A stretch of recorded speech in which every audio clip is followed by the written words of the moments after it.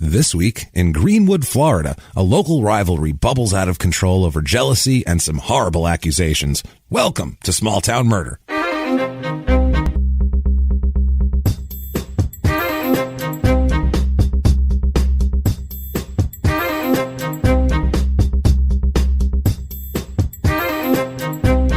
Hello, everybody, and welcome back to Small Town Murder. Yay!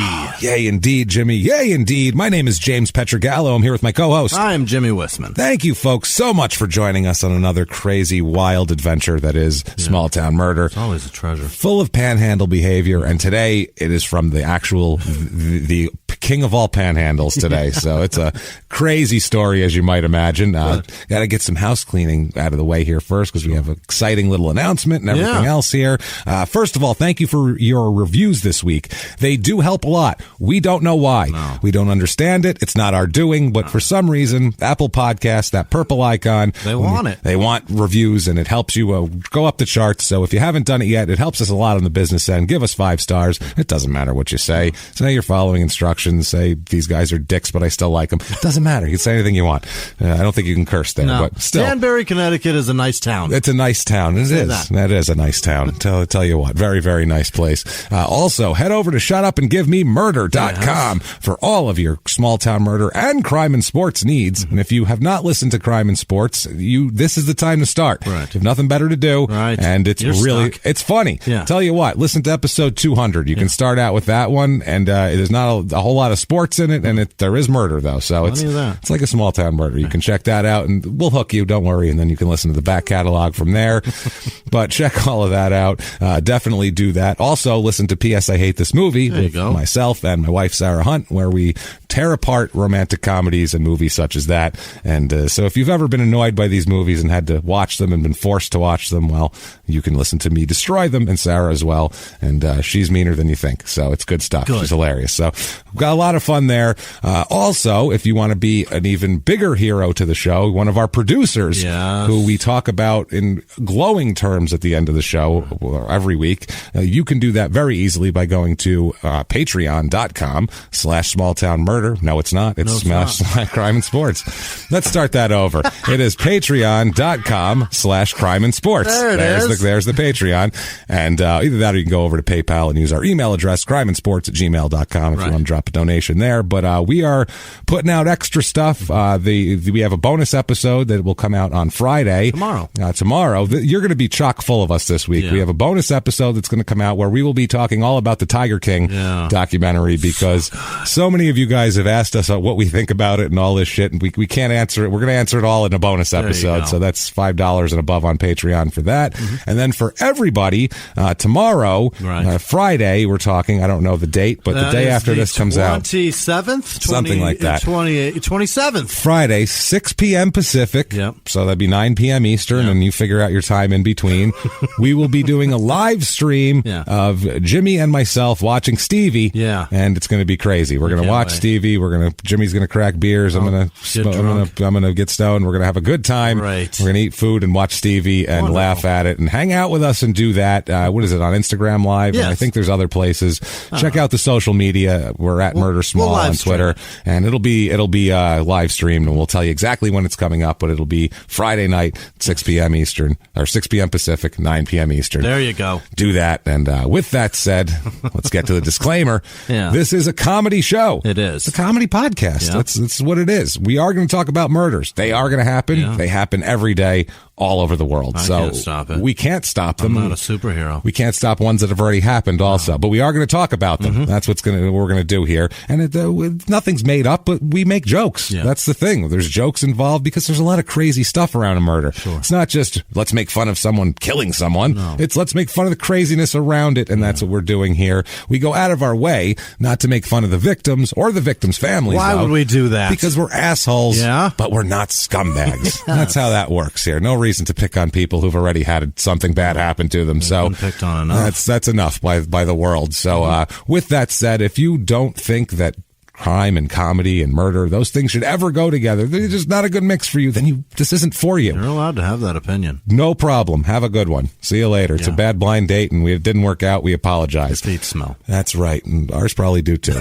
For the rest of you, who want to have a good time and hear a crazy story and sit back and relax. I think it's time. Yeah. I think it's time to shout, shut up and give me murder. Let's do this, Jimmy. Great. Let's do this. Let's go on a trip. What do you say? Terrific. We're not allowed. No, we're not. Let's do it under the cover of night. We're gonna do it like we're sneaking in from a forbidden island or something. The full moon is tonight, Jimmy. Get on the raft. That's what we're doing here. We're coming from Texas last week, Humble, Texas, and it is humble. I don't give a shit how they pronounce it locally. We were told that it's humble locally. Nope. I just replied, no, it's not.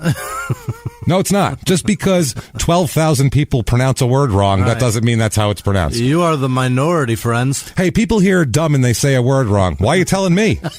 I don't give a fuck. Don't tell me about it. I'm dumb and I say it right. That's right. God damn it. That's an established word, humble. We've established it for a long time. You don't get to change it just because you're in Texas. I'm sorry. You can't shoot a word shoot an H into being silent.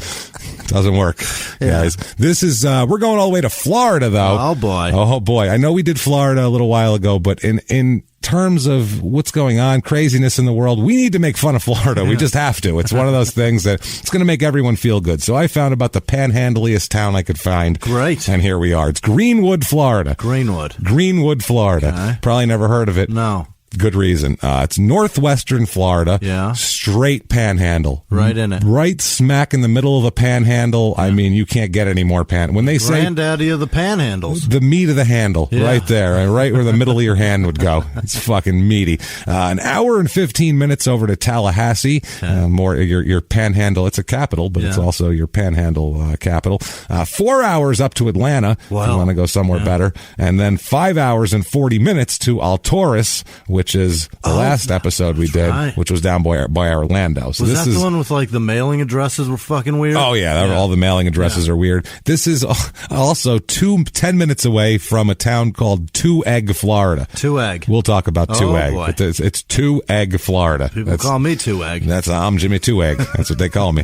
They counted them. There's one and two. Jimmy Two Egg. He's got two. It's Jackson County this is in. Yeah. Give you one hint who that's named after. Andrew. Oh, you know it down here. The zip code 32443, area code 850.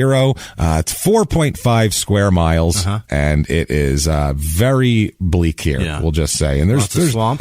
No, there's reasons for the bleakness, natural disaster and other things, but it was bleak anyway. That's the thing here. But they have a motto. It is, quote, true Southern living in Northwest Florida. And there's an ellipses in there. Oh, boy. True Southern living, ... in Northwest Florida. Okay. So there's that. Or a little lesser known one. This is people in Two Egg probably know this one, or the people around it. They don't use it so much in here, but quote, if Walmart was a town, ... That's their other one. So they like ellipses. Let's use them against them here. So a little bit of history of this town here. After the Civil War, this town was overrun with violence. There was a lot of Confederate veterans here who were did not like that there was a lot of free black people now in this area. They didn't care for that, and they didn't care for the people who were trying to help them either. So there was a lot of strife there going on. This is kind of This is one of the early hotbeds of the Klan down here. Yeah, this was really coming into its own in areas like this. Definitely here. The terrible economic conditions also there, because it had been mostly cotton plantations before the war, and they were expanded. There was a lot of problems, a decline in the international market, all sorts of stuff. The Klan, there was a Klan chapter there early, and one of the first, and they would do all sorts of violence and everything like that, and it wasn't great. Oh boy, look at Jimmy. Corona? I don't think so, Jimmy. Jimmy sneezing. I'm sorry. I think that's probably the tree in my yard with all the flowers on it that I could smell outside when we were on that phone call. Damn it! That thing was surrounding my head. Brutal. Yeah, if everyone had that in their yard, we'd say 100% of everyone has a It's terrible. Everybody's constantly sneezing. Yeah. I guess Jackson County was what a historian said was so thoroughly dominated by the Klan at every level that it rendered the county and state governments completely powerless to stop them because there was so many Klansmen. They're outnumbered in the state government. No, they were in the positions of power. If the sheriff is a Klansman, who are you going to call? Who's going to arrest him? Yeah, that's what I'm saying. So that's Ghostbusters. Like it's Ghostbusters. That's how it happened here. The Klan in 1871 it became very, very bad for this whole thing. It wasn't good stuff. In 1871, the sheriff resigned because he said that the lawlessness that was going on there, he couldn't carry out the duties of sheriff anymore. The people were not willing to obey the law. So he said, I quit. And there was that. And then before him, an official in the county, the clerk of the circuit court, was assassinated right before he quit. He's like, I'm out of here. You people are fucking nuts, basically. I'm gone. Because the previous clerk before that was also assassinated. My God. So it's one of those things. If you're not doing exactly what some people want in this area, they were gonna kill you. 1943 was the last lynching in the county. 43. Wow. 43. This was a guy named Celos Harrison. Mm-hmm. He had been twice convicted by an all-white jury and sentenced to death. People dragged him from the county jail in Mariana and hanged him while his appeals were going on. Unbelievable. This was 1943. Right. Everybody, if only there was something better to do in 1943. Oh, yeah, there was Hitler. Right. That's right. There's a war on. Hey, choose your battles, assholes. How about don't worry about him? I got an idea. Why don't you take all that fucking lynching energy and, I don't know, go fucking fight Hitler. Save the world. Good Lord. What the fuck are you doing? Hitler exists. Right. All of your energy should be in, how do we stop Hitler? No, what did that black guy do? Who gives a shit? Is he Hitler? No. He's locked up. Did he bomb Pearl Harbor? Right. Fuck no. Jesus Christ. I could see if his name was Klaus von Steubenron or some shit, and they were like, let's fucking string him up. Fuck that guy. I would understand the sentiment at the time. It would happen. Or his name was like, I don't know, some insert Japanese name. But not this guy. That's funny. Hitler. Yeah. Concentrate. That's the guy. Jesus Christ. I'm shocked we won at this point after reading knowing shit like that's what we were occupied with. Jesus. Oh, shit.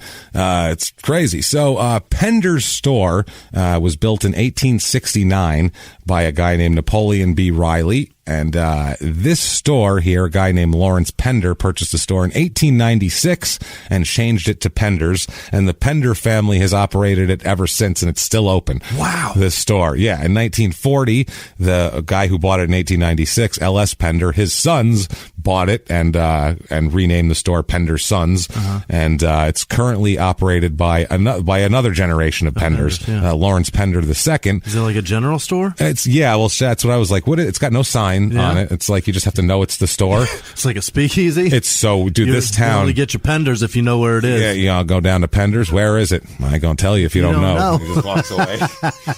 Just turns and goes, I don't know. Where is it? I don't need to be associated with you. Pops a thing of straw in his mouth and turns his back on you. What's the thing of straw? What do you call that? A staff? Stalk?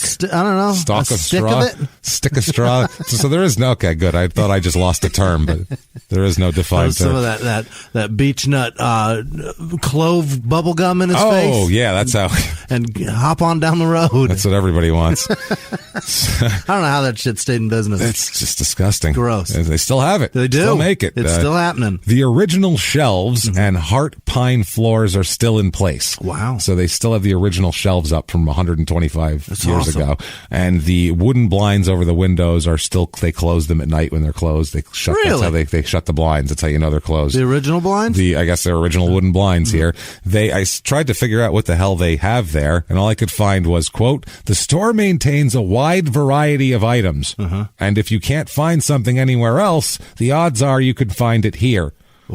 Since all the shit since the late 1800s, the store has been a focal point of life in Greenwood and remains so today. So what do they have? Right. They're just like, you can't find it here. It's the beech nut. You have like some weird cookie from Finland, and like a carburetor for a 68 VW Bug, and like just weird. It's down there at Pender's stuff. It must be at Pender's. Like, what is it? The fuck? I can't find my keys. I'll go down to Pender's.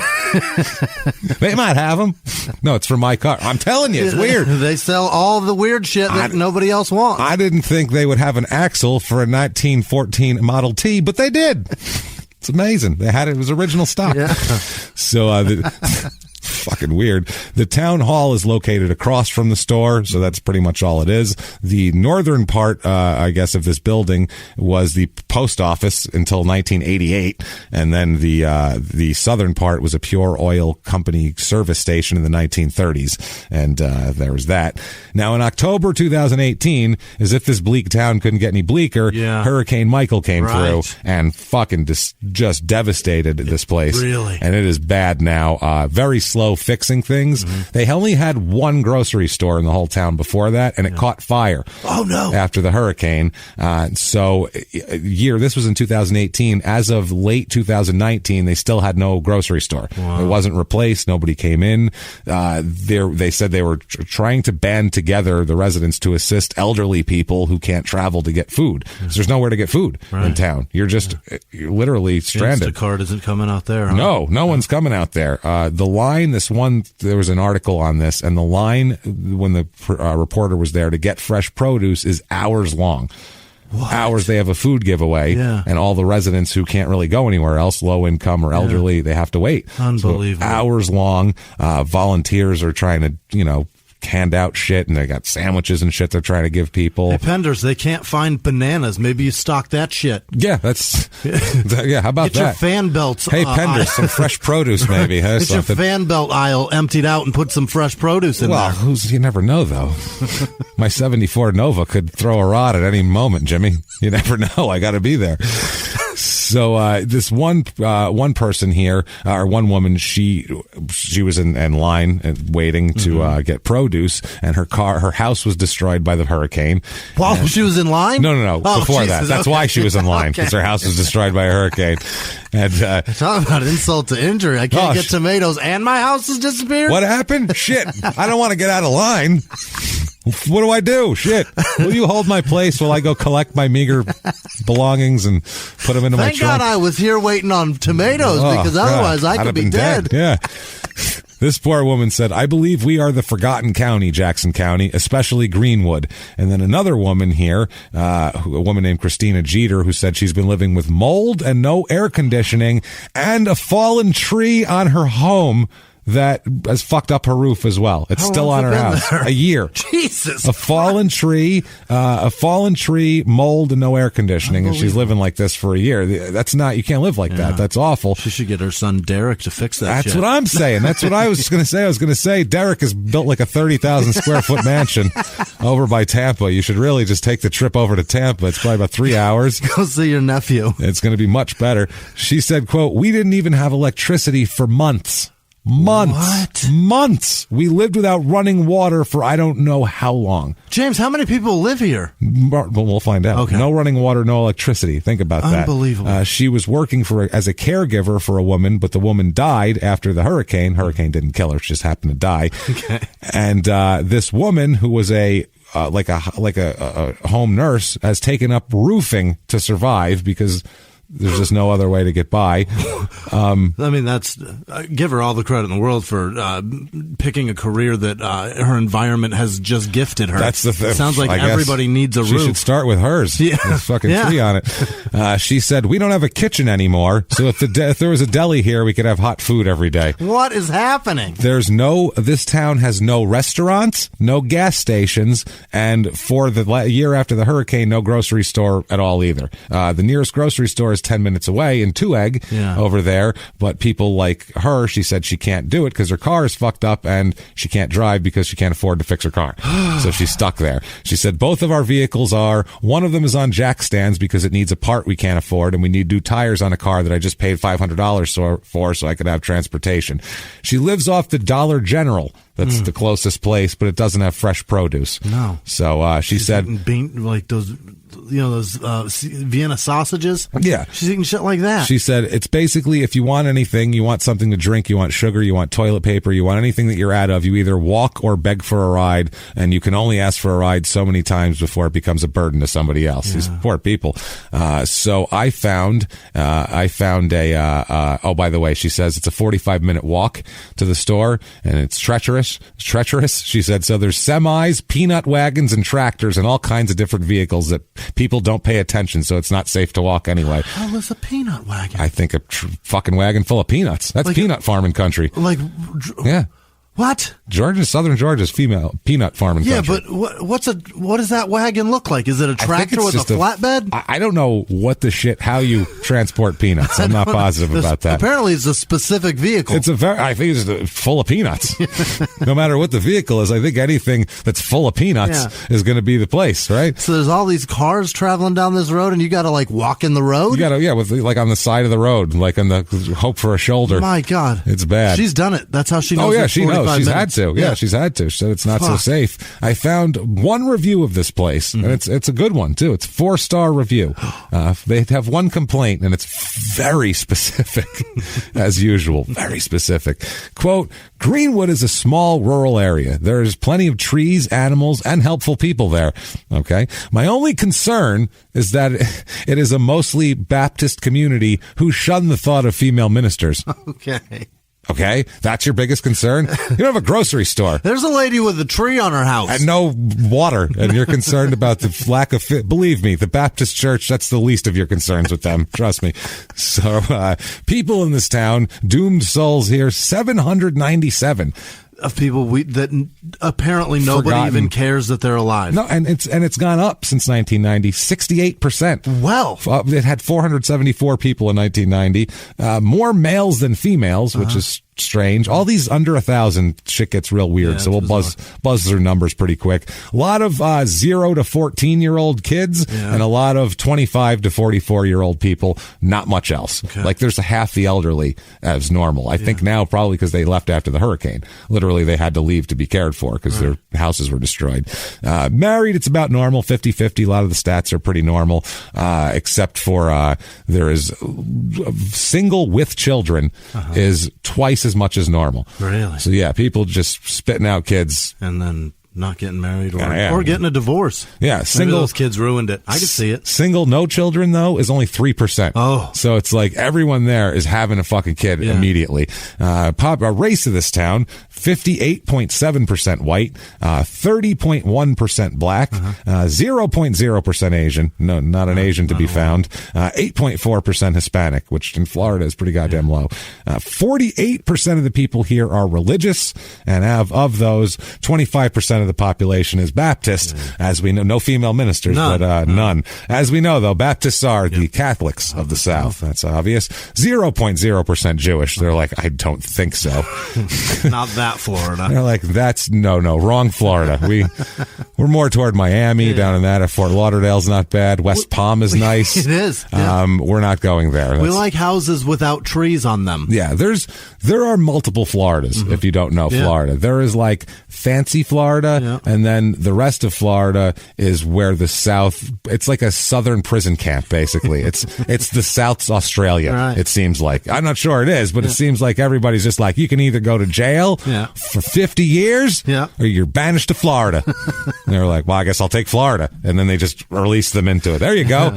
So that's what's going on there. Welcome to Orlando. Hey, have fun.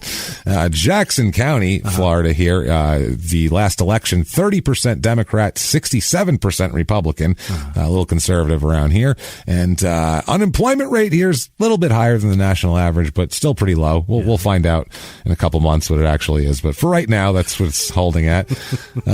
Median household income here, it's almost $58,000 in the rest of the country. Here it is $45,708. So a little bit low. Almost 60% of the people make between $20,000 and $50,000. Okay. Everybody makes that here pretty much. Oh, you know what? 20 being the low there is not positive. That's not great. That's a struggle. Yeah. That's you're walking to the Dollar General dodging peanut wagons. I heard 50,000 in a tiny ass town. Not so bad. 2250. Yeah. Very few people make over 150,000 in this area here. A lot of jobs in the social services, and it's like twice as many as normal in healthcare and social services. I'm not sure if that is reflective of the hurricane cleanup effort or not. Also, not positive because that's still going on. Cost of living here, 100 being regular average par. Here it is 77, so not too bad, but the housing's low. Yeah. Housing here is at 39 out of 100. Yeah. Median home cost $91,000. Not too shabby. So I found some bargains for us here. And if we've convinced you, damn it, that you need to go down and, I don't know, open a grocery store, we have for you the Greenwood, Florida Real Estate Report.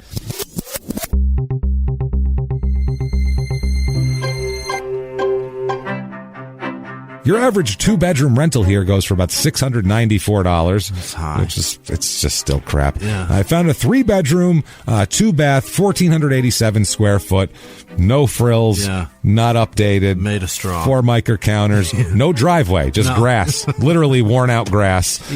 70 2 ruts in it, literally. Oh my God! They made it. The last people made it a circle. Nice. $74,900 though for 1,500 square feet. I found 35.8 acres of land. Yeah. $79,900. That is a deal. That's a lot. It's shit land, but still, it's a lot of land. Shit. I found 5 acres for $15,000. Unbelievable. So that's like a used car. You can have 5 acres of land down there. Oh my God, I can put that on a credit card. It's amazing. I want it. Let's go buy some land, Jimmy. I found a 3-bedroom. I can't pay it. No, I can't pay it now. That's the problem. A 3-bedroom, 2-bath, 2,400 square foot place. It's nice, updated, has a barn, all that shit.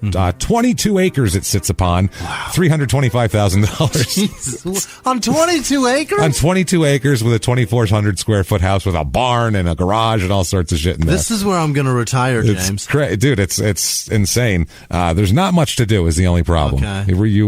Hopefully you won't have... hopefully I'm retired. You're retired to the point where you're like, I can't move. That's that kind of retired. Things to do here. Yeah. Okay. Look at old houses. Sure. Because there's a lot of old houses. Try not to think about how mean people were to black people inside them, I guess, while you were looking at them. Oh, that's a nice house. I hope not too many black people were fucking tormented in there. Yeah. You can make fun of 2-egg. I guess that's something to do. Right. Because I found the history of 2-egg and why it's called that. What is that? Basically, the way it goes, a traveling salesman was in the store in this town one day when some children went in to get shit for their mother, but all they had for payment was a pair of eggs. Their mother said, here's a couple eggs, take this shit to the store and try to get, like, goods for them. And your cute fucking cherub faces. Get down there. Barter some eggs. Yeah. So that's the kind of town we're talking about. Otherwise, I got to go suck dicks. So an egg barter in town. That's a big chasm. Yeah. I'll either they'll take eggs from my kids or I'm sucking dick. One or the other. There's no in between. There's no, I'll go do an honest day's work. Right. I'll do it. It's either taking the eggs or line everybody up down at the dock, boys. When's the fleet coming in?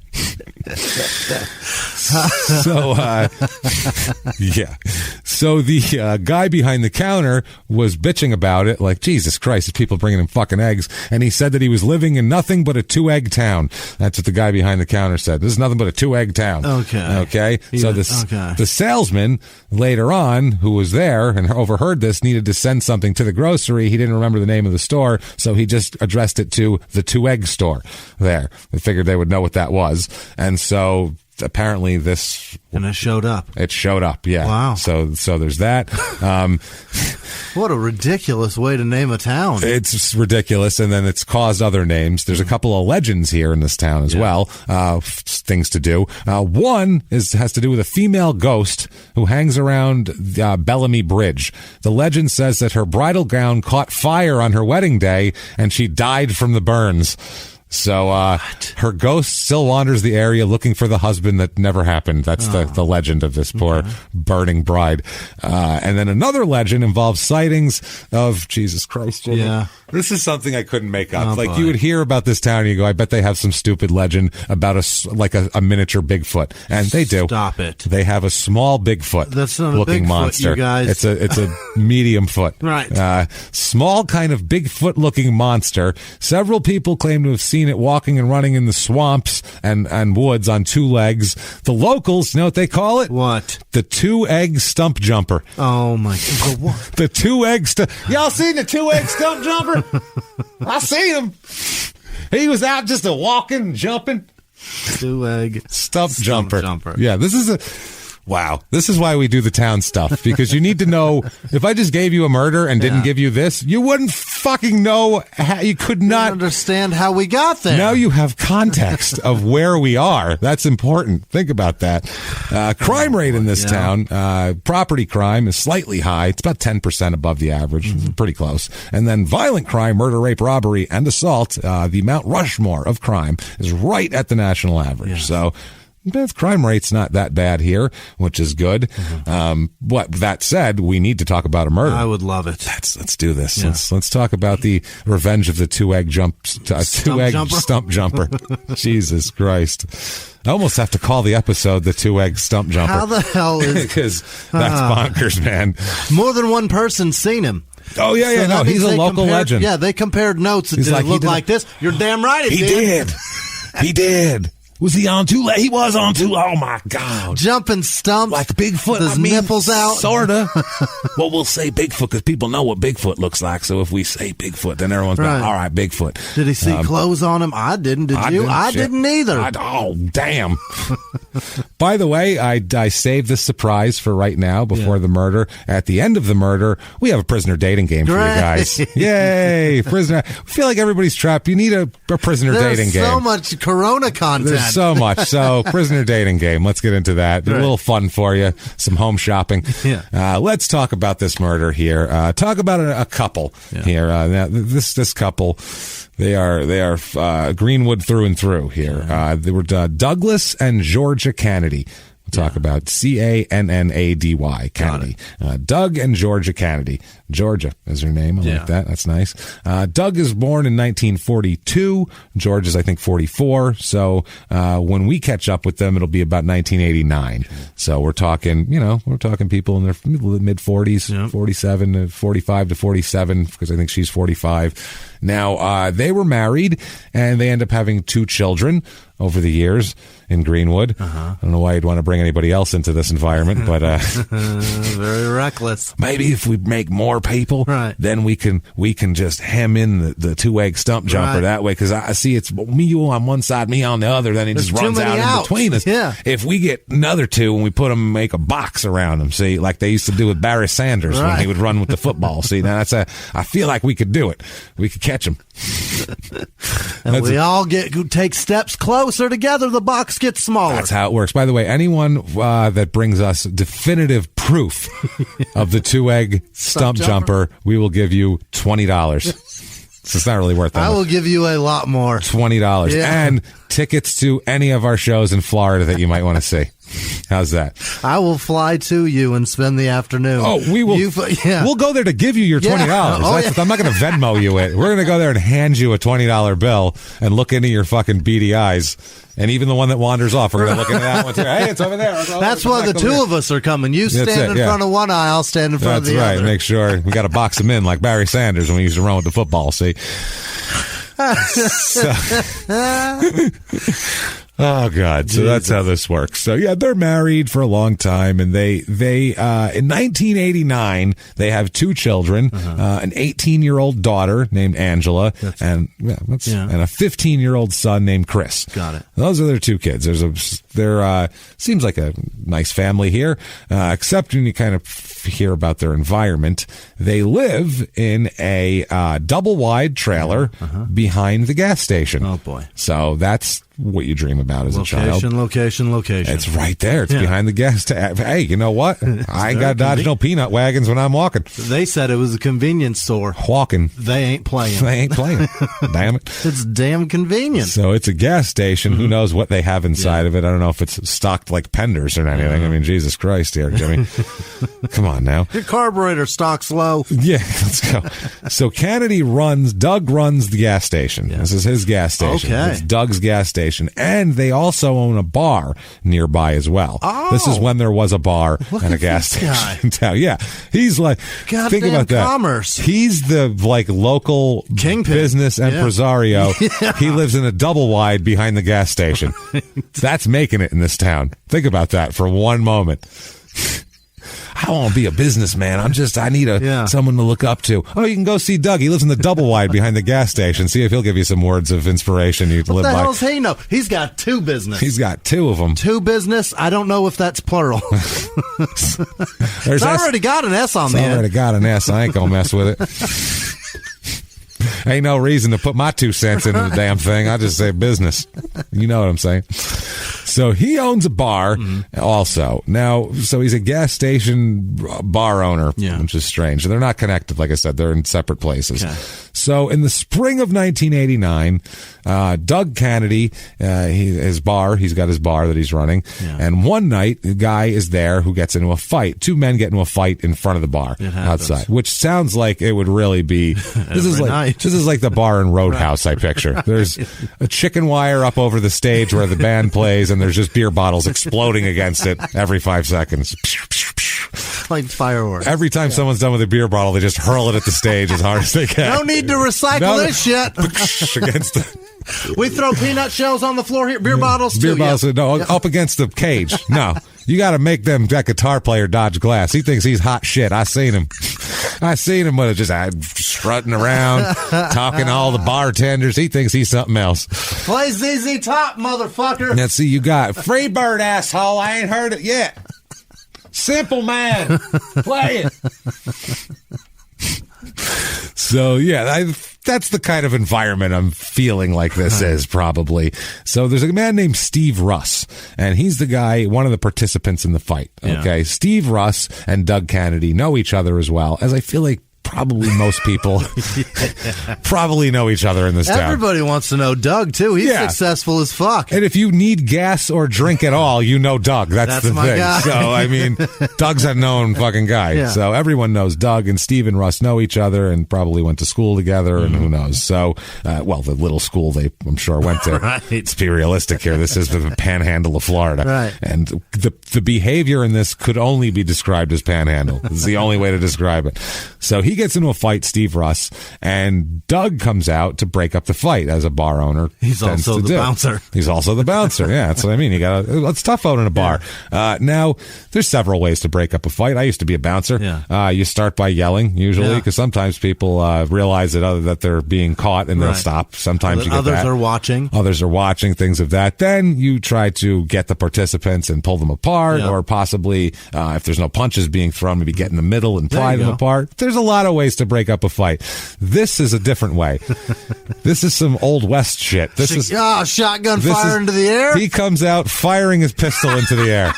Boom, boom, boom. Fuck yes. Break it up. We didn't even have guns, sir. Nobody's got a gun to absolutely bonkers. If there's a fight going on, imagine every bar fight that happened was broken up with gunfire. That's a man that bought that pistol and was like, can't wait for the first goddamn fight. First, I feel like he's like, I got to clean it more now. I feel like he has to clean this gun every 3 days. It's just constant.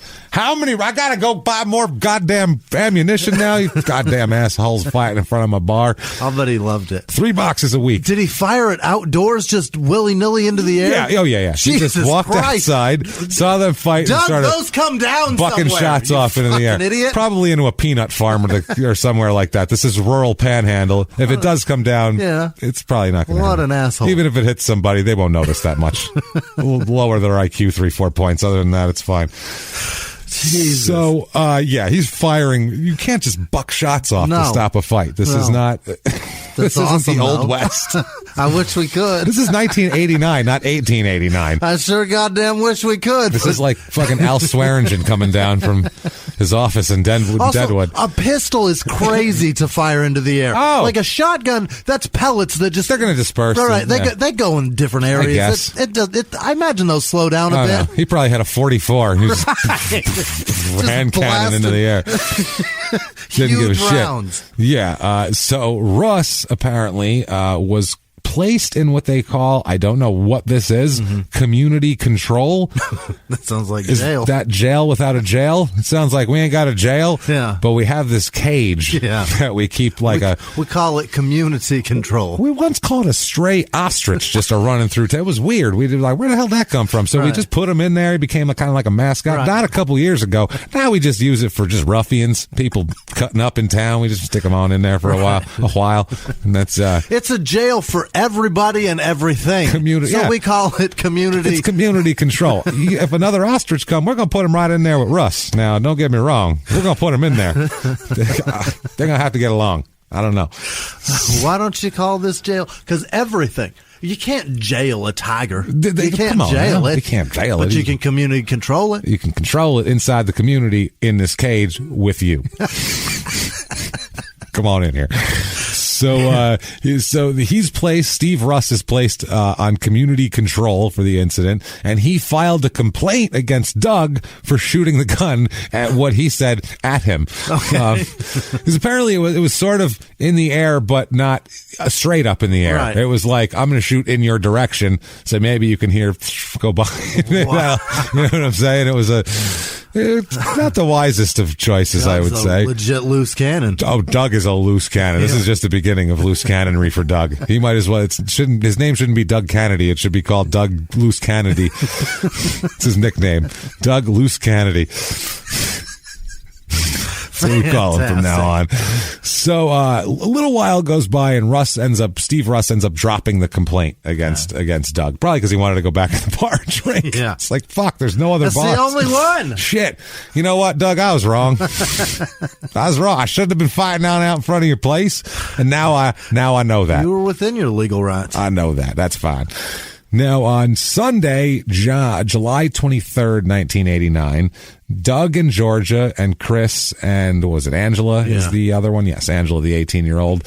They all went over to a friend's house for dinner. Yeah. Okay. At some point during the evening, Doug fucking passed out. Okay. Just he's out cold. Mm-hmm. I don't know. He must have been drinking. Doug, by the way, as if I needed to tell you this, he loves the booze. Bit of an alcoholic. Doug, he digs it. Doug is drinking most of the time, and I feel like that's why he bought the bar. Just as he's like, well, this cheaper. And then he realized that those sometimes you can't sell, but you know what's always open for booze? The gas station. The gas station. I'll just bring it on in there after hours. You know how it is. So I sell booze. It's always ammunition. Open. Yeah. Gotta catch it though. I'll sell it by the box now. So, they go over to a friend's house, they eat dinner, and then Doug passes out at the house. So, Jesus Christ. So his family leaves. Uh-huh. So they just leave him at the friend's house? Like, he's passed out. Yeah. That's what I mean. That's why I mean he must be drunk passed out, because otherwise you just shake him a little. Hey, Doug. Right. Oh, yeah, sorry. Oh, my bad. If you're sober, you just wake up and go, yeah, let's go. Yeah. But if you're shithoused and you've been drinking since like 8 a.m., you're out cold. Right. And it's a Sunday in July. Who knows what he was doing? Anticipating preseason football. You know how it is. 2 months in advance. You know how you get. Yeah. So he passes out. So about 9 a.m., he wakes up, comes to, and says, where's my wife? Right. And they were like, I don't know, stupid, you fucking passed out. She probably left. It's Monday. Yeah, so no one knew where she was. We're like, I don't know. Once she leaves here, we're not positive where she goes. Yeah. We figured you might know that. We sat here all night watching your chest go up and down to make sure you were still alive. I mean, we were hoping you weren't, but you were here. So he says, where's my wife? And no one knows where it was. So at this point, where it was, I can't find it. Sorry. What are you looking for? Sorry, Georgia. Apologies. Maybe it's down at the Penders. I don't know. Find out. They got everything. It said if you can't find it anywhere else, it'll be at Penders. So maybe your wife is there. I don't know. Can't find her nowhere else. That's where I'd go. So no one knew where she was. At this point, he was passed out all evening to the point night. They ate dinner and then he passed out. So he's been out for a couple hours. He's still too drunk to drive. Awesome. That's how drunk he was. That's my guy. When he passed out. So when they showed up for dinner, think about that. Yeah. They walk in, oh, it's the kids, how you doing? And then him stumbling through the fucking door. You know, if you bump into a trailer door and the whole thing shakes? Right. I feel like that's what happened to in the doorway. They're like, oh, shit, he's going to take the screen door off. You know, one of those guys. So he's too drunk to drive even after being passed out for hours. Awesome. And too drunk in his mind is drunker than, we're not talking, oh, I think I'm probably legally over the limit. Right. He's like, I can't walk real well, so I shouldn't drive. That's his look, because he'll drive otherwise, this guy. He doesn't give a fuck. It's 1989, too. Less frowned upon. Rural towns, 1989. People would just drive with a beer between their legs all the time. It was, get me another, boy. It's in the trunk. Yeah. Well, some states, and I think just until recently, it's not. An open container isn't illegal. Right. You just have to be not drunk. Right. It's like, well, you can drink beer, just don't be hammered on it. You know, it's okay. Sure. Because I know, like, for a long time, Louisiana had like drive-through, like where not like liquor stores where you could buy like a bottle of liquor, but like bars where you could drive through and get like a fucking margarita. Unbelievable. Handed to you out the window while you're driving. That sounds awesome. That's what I mean. That's how they used to roll. So. It wasn't real frowned upon in the South. Drive-through Cheers? That's basically, that's what they have down there. Those drive-through, whatever fucking bars. It's awesome. I don't know if they still have them. Yeah. That was like in the 80s. I mean, it's dangerous, but it's awesome. It's excessively dangerous. We either all have to be sober or all have to be drunk while we're driving. That's the thing. So if we're all drunk, we'll get less hurt. Yeah. But if we're all sober, we'll get in less accidents. But if just a few of us are drunk, it's just going to fuck everything up for everybody. It's a mess. I just wish that more people were responsible and knew. I mean, I'm not going to argue that it's not dangerous because it's obviously dangerous. Yeah. No, it's but it is. Drive drunk. I used to do it a lot, and it was bad decision. Yeah. Yeah, not a good decision. But out in the desert, like out in the sticks, out in the woods, so much fun. Well, that's almost like a less people in danger. I was going to say you're only going to hurt yourself out there, so that's I guess fine. It was so much fun. Hurt yourself is great. I used to do it all the time. Just don't want to hurt anybody else. You want to wrap your, fall off a mountain on your car. That's fine. Wrap your car around a goddamn tree, whatever. Or in a cactus, knock yourself out. Go nuts. Don't hurt anyone else. So, Kennedy is, shit, he's angry too that he can't find. How dare she leave me here? They're like, well, we tried to wake you up. This bitch. Weren't waking up. And he's like, I don't care. Yeah. When I pass out somewhere, you wait for me, damn it. So he's too drunk to drive, so he calls his daughter to come pick him up. And not pick him up and take him home. Yeah. Pick him up and take him looking for my wife. We're going to find Ma. We're looking for Mom. Boy, where is Georgia? So Angela comes and picks him up. They go all over town looking for his wife. Mm-hmm. They go over to different towns. That basically just for like 2 hours they drive around every bar, every place where she might be. Let's drive by her friend's house, see if she's there. I'm finding Georgia. So looking for Georgia. No cell phones, obviously, in 1989. So they go there. They never find her. They can't find her. Mm-hmm. She's gone. Disappears. Okay. So Doug calls the sheriff's office and reports her missing. Mm-hmm. Damn it, where's my goddamn wife? Right. So the next morning, he's calling around trying to find his wife still. Yeah. And Gerald Boisvert, a guy named Gerald Boisvert, he tells Doug that he had been with Georgia the night before and hanging out, and that he let Georgia out of his car at a truck stop. Why don't you talk about that, man? I dropped her off at a truck stop because now the cops are asking about her now. So now it's like, well, whatever we're doing, we still got to talk about it. Yeah. So he said, I was with her and I let her out at a truck stop and that's it. So they're like, well, let's keep an eye on old Gerald. That sounds like we've heard that story before. It's a good lead. The old, I dropped her off at a truck stop lead. Yeah, I saw her. We was together. I left her somewhere. Nobody saw it. Yeah. Look, nobody. What was the one story we did where the guy just insisted that somebody somebody left with a lady trucker. Yeah. My wife, she just left with a lady trucker, and that was that. I don't know what happened. She's clearly out there just being a lesbian. I don't know. Now. She just must have That's flipped her on me thing. like that, and then she's gone. I just gave up, and I'm looking for a new girl. If I'm the police here, That I'm was going weird. down to Pender's and getting some two-egg stump thumper. Jumper. Stump jumper. Two-egg stump jumper. Getting some of that bait and trying to find him that's because he the thing. clearly Stump did jumper this. bait. Yeah. Oh, dude, that's the thing. In Florida, it could be anybody. Yeah. It could be a serial killer. Yeah. It could be the stump jumper. You never fucking know. Could be just some dude wandering around in his underwear and a gas mask. Might be a peanut truck, Right. a peanut wagon. You never know what could happen to these people. So, also, there's a little more to the Gerald Boisfort thing than we know of before. One of the officers, a police officer, he said a month before this incident happened in July, a month before, he had to go over to Gerald Boisvert's residence to remove Doug Kennedy. At the time, Boisfort had called the cops saying Kennedy wouldn't get out of his house.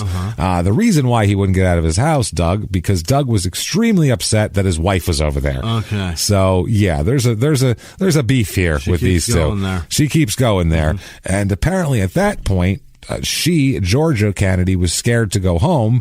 And that's how it worked at the time. So they had to remove Doug from the house, and then Angela, the daughter, had to come pick him up, or he was going to jail. Basically, come get your dad, or I'm taking him to community control. Right. I'm taking him to the old ostrich cage.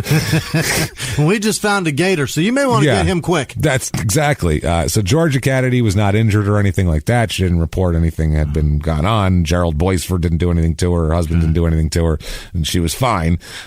So now after this, after this time goes on a little bit, and in the next month, Boisfort and Doug are still not getting along. Basically, Doug, from him finding his wife at the house, he is accusing Gerald of raping her. Okay. Now, she's not accusing Gerald of raping her. But he is. He's going around town saying, Gerald raped my wife. Okay. And she's saying, no. You know, do they have a sexual relationship? Yeah. They have a sexual relationship. No rape. It was great. So he insists, and he insists to the point of telling people this, and going to the police at one point and saying this, even though she's not reporting this. It's real. It's the strangest case of like ego narcissist, like weird, like. It's very strange. Like, my wife couldn't have cheated on me. Right. She had to have been raped. Okay. I mean, that's the only way that this would have happened, where she's like, no, you're just a drunken asshole who passes out at people's houses and fires guns in the air. Yeah. Two of them. Two business, damn it. Two business. So, apparently after this, Doug and Gerald, their relationship fractured further, obviously. Yeah, it would. Yeah, one's accusing the other of raping his wife, and there's fights, and, all this. One just had a sexual relationship with his wife. So that's the other thing. Either way, you don't respect him. You're not going to like that guy. You're not going to hang out with him. And a little while later, a little time goes by, and at somewhere in town, Doug beats the shit out of Gerald somewhere. So he's talking about him. He's finding him, beating him up. Yeah. There's a lot going on here. Jesus Christ. So you don't fuck a married man's wife? That's the thing here. Right. So, yeah. So this night, though, of her being missing and all that sort of thing, she doesn't come back until noon the next day. And so, she's been gone for a while. All night and from then the evening. Yeah. All night, half the day. And like I said, Doug has called the cops. Doug has called Gerald. Yep. Gerald said, I was with her. Yeah, I was knocking the bottom out that shit. But then afterwards, I just dropped her off at the truck stop. After Doug had a hell of a snooze. Yeah, that's how it works there. So someone finally drops Georgia off at home at noon. Okay, somebody else drops her off. So she just wanders in the house. And she tells Doug the same story that Gerald said. She said that she was with Gerald, and then Gerald dropped her off at a truck stop, and then she left the truck stop with another woman, presumably a lady trucker. That's all I can think. Hell yeah. So, God, the lady trucker rears her head again. I love it. And Georgia is having the time of her life. Yeah, she's out partying over here. She's banging Gerald. She's hanging out with lady truckers. You know, when you fell asleep, I went and just fucked everybody I met. Everybody. Gerald, lady trucker, sheriff, the two-egg stump jumper. I fucked them all, damn it. I fucked the ghost bride. I scissored the ghost bride. That's right. That's right, Doug. It's because you don't pay attention to me. I got to go out and scissor ghost brides. Lit her goddamn veil on fire. Oh, I did it good, though. I did it metaphorically. Metaphorically lit it on fire. She was like, "Wee boy, into that." It was good stuff. Good stuff. So what does she tell him now? They tell you, they say it, you don't believe it, but I hear there ain't no pussy like ghost pussy, and I'm like, that sound crass, you know what I'm saying? I'm like, I don't believe that. That's just some crass bitch out there. But then you hear it and you're like, you know what? It's kind of probably true. It's gonna be true. Now, so over the next few days, Doug, I don't know why it took him days to notice this shit, but over the next few days, he noticed scratches on Georgia's shoulders. I don't know why it took him a few days to notice this, but also that she didn't want to have sex with him. At all. Oh, which the 2-egg stump jumper. It's still coming out. It's still reverberating through my system. Not only that, I don't know, maybe because you're a drunk, alcoholic, you're a fucking monster, fires guns into the air and fucking calls the cops to find your wife when she's just banging Gerald. Doug, I'm gonna be honest with you, your wife's terrified of you. That's where I think we're going with this, probably. And he's like, why won't she have sex with me? He says that she said she won't have sex with him because she's, quote, hurting. Just hurting. I don't know what that means. I don't know if down there or in general or in the heart. Right. We don't know. If this is a metaphorical hurt. Is this a legendary hurt? Like the hurt of the stump jumper? Is this like what are we doing here? Is that her headache excuse? Is that what you're saying, think so. Doug? I'm just hurting. I hurt in between the ears, in the forehead, and right behind my eyes and nose. And in my front butt. I'm hurting. Both of them. All them areas, all hurt. So she's hurting. Yeah. Okay. She's hurting. She doesn't want to have sex with him, which I don't blame her at all. It doesn't sound pleasurable. It does not sound like it's going to be fun or good or about you at all. Right. Put it that way. Doesn't sound like it's anything for Georgia. No, I feel nothing at all. No, I feel like if Doug looked away for a minute and he replaced her with she replaced herself with a blow up doll, he would never know the difference. He'd just be humping away at it.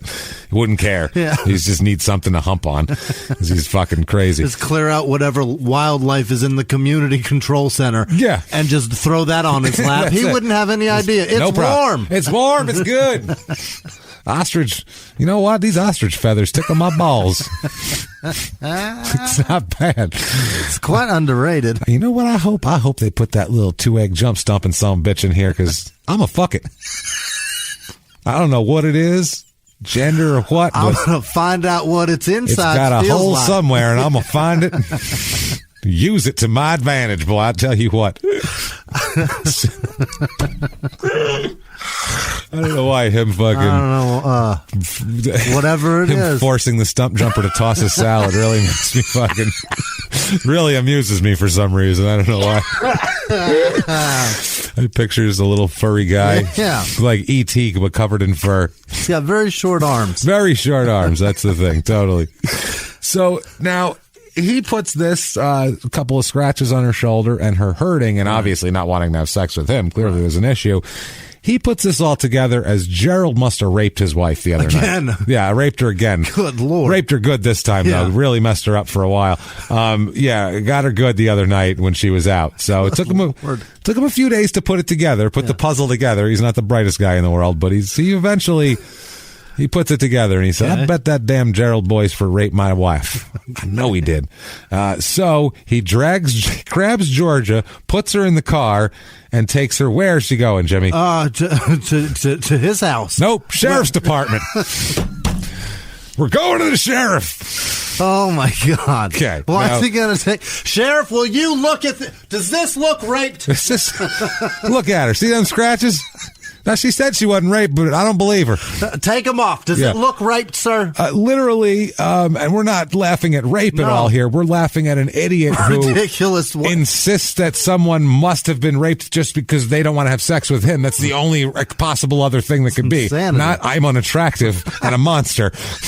Not that. Unattractive physically and mentally. Yeah, repulsive and frightening. Right. That's not, no, it can't be that. Never. It must be someone else did this. Right. So he was taking her down there to file a complaint down at the sheriff's office.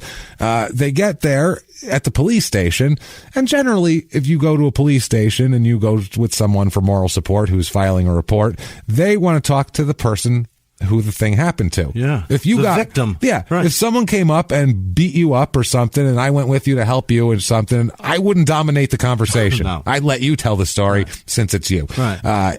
Doug, on the other hand, or if you're reporting it, they still don't want to talk to you. You know what I mean? Like even if you call the police and like I'm watching somebody get beat up. Did you see anything? Right. No. We'll get to you in a second. We gotta go talk to those victims. Unless you saw something, we don't give a shit what you fucking have to say.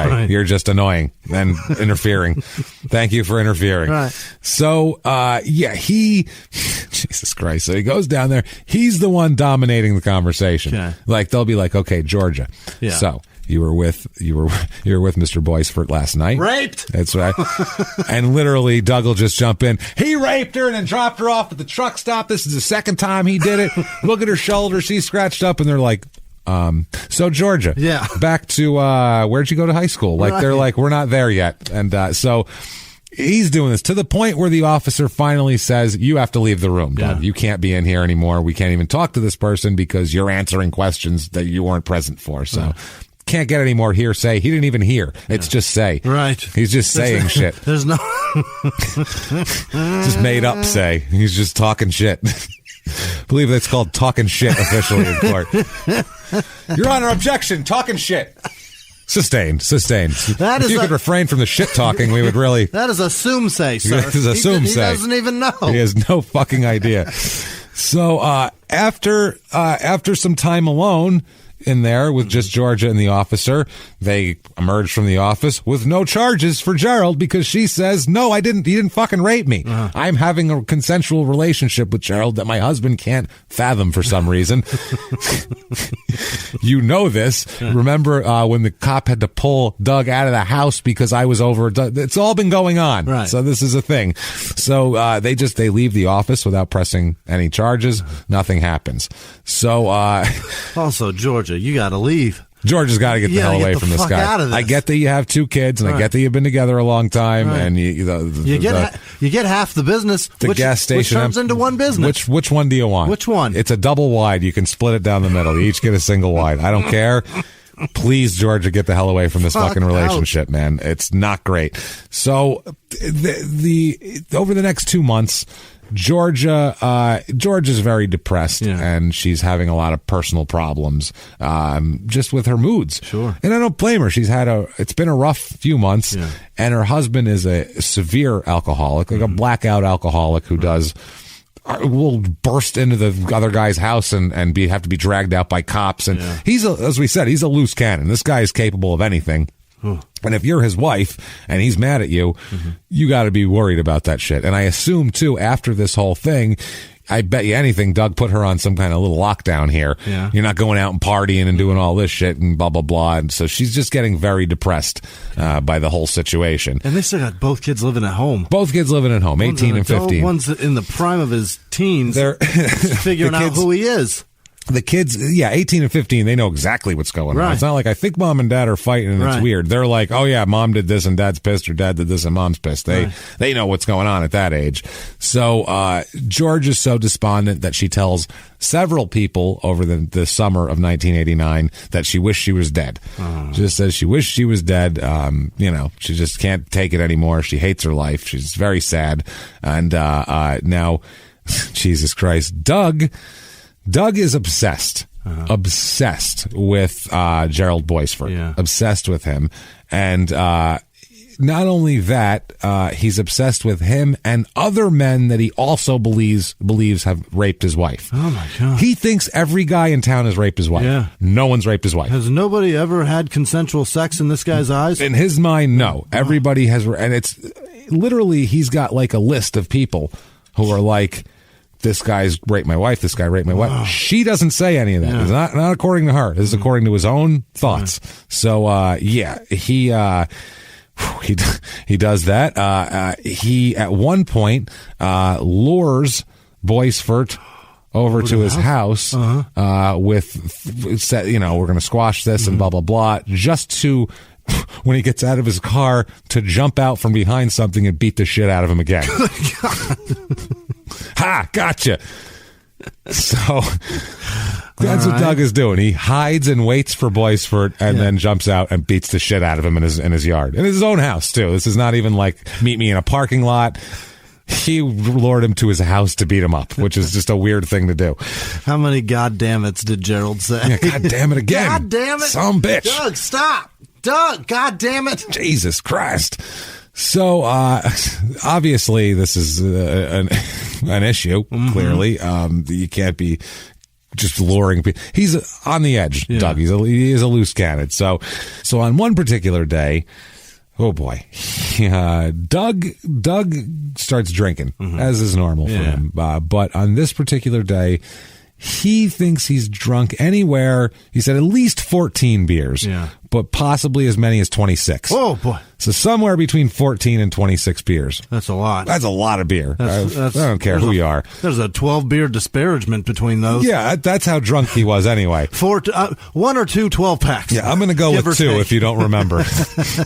So go with the higher number. You can't say give or take on a case of beer. The less you remember, the higher number I'm going to probably go with. Put it that way. So he drinks a shitload of beer, and he says that he is talking to his wife, and they're in the living room, and she's depressed that day. And he believes that she's depressed because she's sad because Gerald Boisfort raped her. And that's what he's saying in the house. This is all Gerald's fault. You feel like this. And she's like, no. And he's like, yes, it is. This is fucking nuts. So he, at this point, he gets so mad, he went and he got his .38 caliber pistol from a hiding place in his trailer, and he starts to clean it. It's his peacemaker. It's his peacemaker. He's got to clean it. He's been firing that thing off like crazy. So he's cleaning his gun. Now he says that his wife asked that he sit next to her on the living room couch and talk to him and talk to her, maybe to calm him down, whatever. Because when a guy's like, it's that son of a bitch that raped you, I'm gonna get my gun, and starts cleaning it, you want to calm that person down, probably. Like, let's chill out before you're getting your hiding guns. Let's calm here. We'll chill.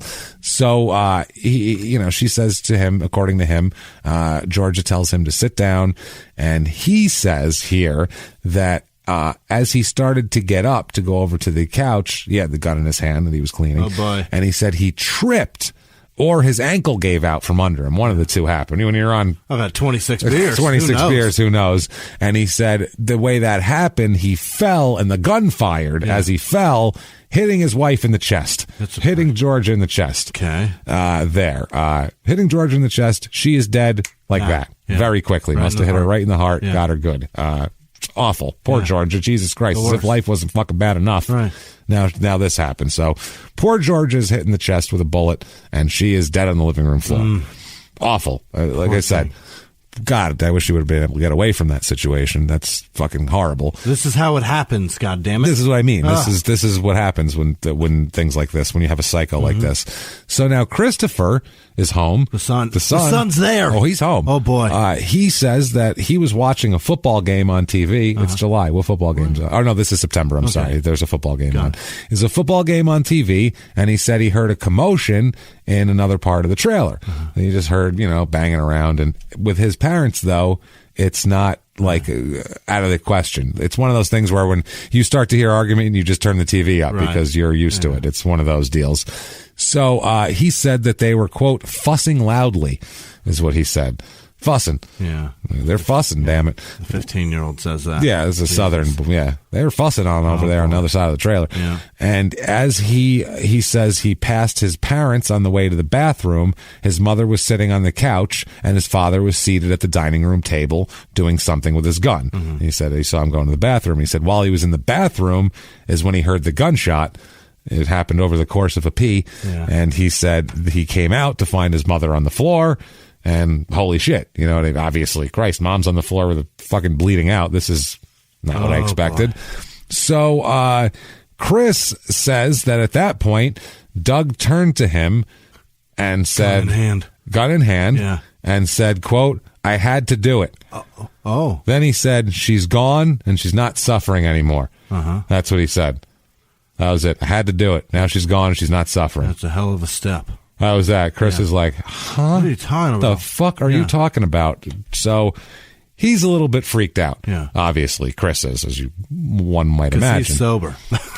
Sober and 15, and his mom just got shot in the chest, and his dad's holding a gun saying crazy shit. Had to do it. Yeah. If you're 15 and your dad's this guy, you know your dad's not a stable guy. Right. That's why you're in the room watching football, not in your fucking living room watching football. Because you don't want to be around this guy because he's a loose cannon, and you know it. And he's been drinking all day. That's the other thing, and that's as anyone who's been around older people who, as a kid, that are alcoholics, to stay away from people at certain times. You know that swing where it goes like you know when it's bad. That one or two beers where you're like, oh, one more of these and there's going to be a problem. Then they have it, and you're like, I got to go somewhere else. One more of these, and then you end up like my grandfather, who my cousin when he was like maybe 10. Yeah. My grandfather, who was a fucking alcoholic. He drank it. Oh boy. Yeah. He drank a lot, and he was in one of his benders there. He had like a driving gin, right? Or driving Scotch. Let me get one for the road. And he was a dick when he was drunk and would be a bad guy. So my grandmother would fucking steal his booze. So he would always have cheap scotch in case it got thrown out. Oh, no. So he had like in his work shed, he had like a fucking gallon of plastic bottles of scotch, and like he had them all over the place. In the garage, he would have drinks that he would hide. So one Thanksgiving, my cousin had done really nothing. He was like 10. Who knows? Some kid thing. I mean, he didn't burn the house down or anything. I mean, how bad can you be when you're 10? It did something stupid. Well, anyway, my grandfather took it upon himself to say that he's not allowed to have Thanksgiving dinner and has to stay in his room. Oh, no. For Thanksgiving dinner, right? He was like 10. So he's crying. And I had an aunt that died a few years ago who was a great lady. And she was like, fuck that shit. And like, went at him and was like, how fucking dare you? You don't fucking do that, blah, blah, blah, blah, blah. It was my grandmother's sister. So his sister-in-law told him, fuck that shit, and how dare you? And the whole family kind of made this stand against him. It was a weird thing. So my cousin got to eat at the table while my grandfather ate in the garage. Silently wandered around the yard drinking and smoking until everybody left. By himself, just drinking and smoking. Yeah. Late November in New York, just hours out there smoking, drinking, just pissed off at everybody wandering the yard. That's the kind of people know to avoid. You know what I mean? That's alcoholics, and that's the exact thing you knew to avoid. And you know, what's going to set him off now? And that's what happens. I mean, shit. So Chris at this point says that Doug now, after he said, I had to do it, had to kill your, which is not what you want to hear. No. He wanted to hear, oh my God, it went off. It was an accident. I was cleaning it. That's what you want to hear. You don't want to hear, at least she's not suffering. That's not right. So at this point, Doug tells his son to get into the truck. Come on. Get in the truck. Where are we going, Dad? Gerald Boisfort's. Why? Well, he's not going to help. He's not going to help, but fuck, while I'm shooting people. So on the way, Doug tells his son, I'm going to kill Gerald when we get there, by the way. Mom's already dead, so, I'm going to kill Gerald. And literally at a stop sign, he would start loading the gun, keep loading it, and, get the gun all loaded on the way. Now, when they arrive at Gerald's house, obviously, when this guy pulls in the yard, if you're Gerald, you're taking a step back. You should be. If you have half a fucking brain in your head. Anybody's wife you're banging, don't probably avoid them, because stay away from them. He probably is not going to be happy with you at any point. And then when they invite you to their house for a fight that you didn't know was coming, you thought you were coming over for a reconciliation barbecue, and this guy jumps out from behind a bush and starts beating the shit out of you. Like, surprise fight invitations are no fun. You were. Anytime you hear Doug's name, your head's on a swivel. Oh shit, where is he? Like, this dude's after me, man. Fuck that. So. They pull into the yard. They pull into the driveway, which I assume is the yard. As I saw for many of the houses in this town. He pulled into the two ruts. He pulled into the ruts.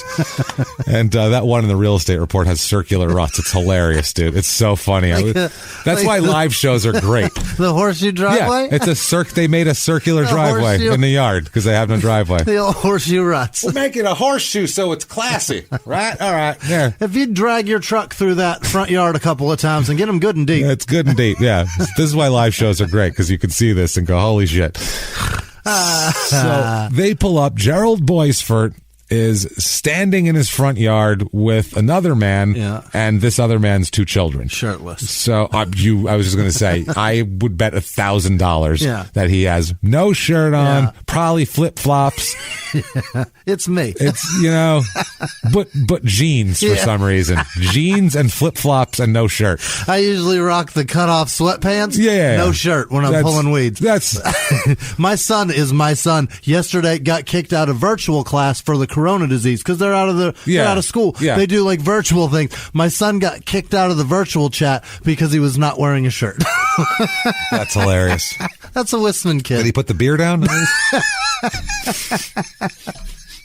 He burped and didn't have a shirt on. They're like, that's enough of Whisman today. He just scratched his ass and picked his balls. Can't be having that. Unbelievable. So, I assume there's maybe one shirt between the 4 people staring at. It's probably one of the 2 kids, I'm assuming. That's the shirt on. It's the girl. Let's be realistic. Girl. She's got a shirt. No one else has a shirt else, on. No one. Shirt. You need a shirt for. Oh, and then I got the news that he got kicked out from the email of his teacher. It's her private email because she doesn't have access to the school. Yeah. Her email is godsgirl.@g. Don't give her email out. But it's that. It's something with that in it. Of that formation. God's girl. 89. But whatever number combination. Hilarious. That's perfect. Awesome. His teacher's fucking religious and my kid's nipples are in class. Well, not only religious, she's claiming to have a pretty tight relationship. It's God's girl with the Savior himself, which is, I think, at that point, it's a pretty heavy claim you're making. I don't know if I trust this lady. I don't think my boy's getting in. I think she's a liar, Jimmy. I'd take my kid out of that class immediately. I don't think she's with God like that. I really just don't. I was dying. That's fucking great. Amazing. I love that kid. So, that's fucking hilarious. So, Jesus Christ, he pulls up and, like I said, Boycefort's in the yard, and you have to be like, oh shit, here we go. And he probably told the guy with him, either stay here, stick around, or get your kids the fuck out of here. Hey, let's hide behind these kids. Yeah, hey, shit. Let's throw your son at him and then run. What do you say? So when they arrive, and I guess Gerald, this is even more great, had like a 6-pack in his hand. Yeah. Like the plastic, the ring. Holding, right. 2, like he's drinking one, the other guy's drinking one, finger in each empty hole. And there's 4. 4 dangling down. Yeah. A Reno 911 junior special there. One of those. Fishing Saturday. That's what that is. It's one of those deals. So that's what he's got in his hand. So when they pull up, Kennedy says to Gerald, hey, what's up, Gerald? And he had to be a little bit like, hi, Doug. How's it going? We're doing a surprise fact? Do I need to get in stance or what? Right. So apparently at this point, Doug asks, he says, hey, can I get one of them beers? Oh, boy. Can you bring me one of them beers over here? Yeah. And so Gerald, I think, just feels like, okay, maybe he's not here to beat the shit out of me. Maybe he actually wants to talk, or maybe fine, like he's not attacking me. Maybe I feel like he's just trying to, placate him, because normally people would be like, fuck you, I'm not giving you a fucking beer. You've accused me of rape. You fucking beat me up twice, once luring me somewhere to fucking do it. This is insane. Yeah. You've called the cops saying that I raped your wife when I didn't, when I'm just having an affair with her. God damn it. We're not buddies. Please get the hell off of my property. Thank you. Goodbye. Or whatever, my landlord's property that I pay $125 a month for. I'm not sure how this is working out. Get off my lot fee. Get off my lot. So, no, I don't know. And I don't know what Gerald's doing. I mean, Gerald, he might be fine. He might be a fine, upstanding guy who just happens to, dip his wick in the wrong place. That might be his favorite thing, is just because he knows that they're not coming back. Maybe. I don't know. So anyway, he's in the front yard, and Doug says, hey, bring me one of them beers. Bring one of them cold beers. Yeah. He says, I'm sure, even though it's not cold. It's in the Florida sun. Christ, no. Dangling off his hand. So he asks. It's August. It's August. September. Yeah, I think it's September. September. It's hot. That beer's warm. It's hot always there. The Panhandle cools off in the winter, I believe, but it's still not great. The can is sweating, but it's fucking But it's warm. Yeah. Yeah, it's so weird. Oh, perfect. Oh, that's how I like it. How is this can sweating when it's so warm? Dripping on my crotch and it's warm. Yes. This is weird. So he says, come over here. So Gerald, for some reason, like I said, trusting enough, maybe just wanting to make peace. Maybe he's a nice guy that wants to make peace, Gerald. We have no idea. Yeah. So Gerald says, okay, and heads over there with a beer for him over to the truck.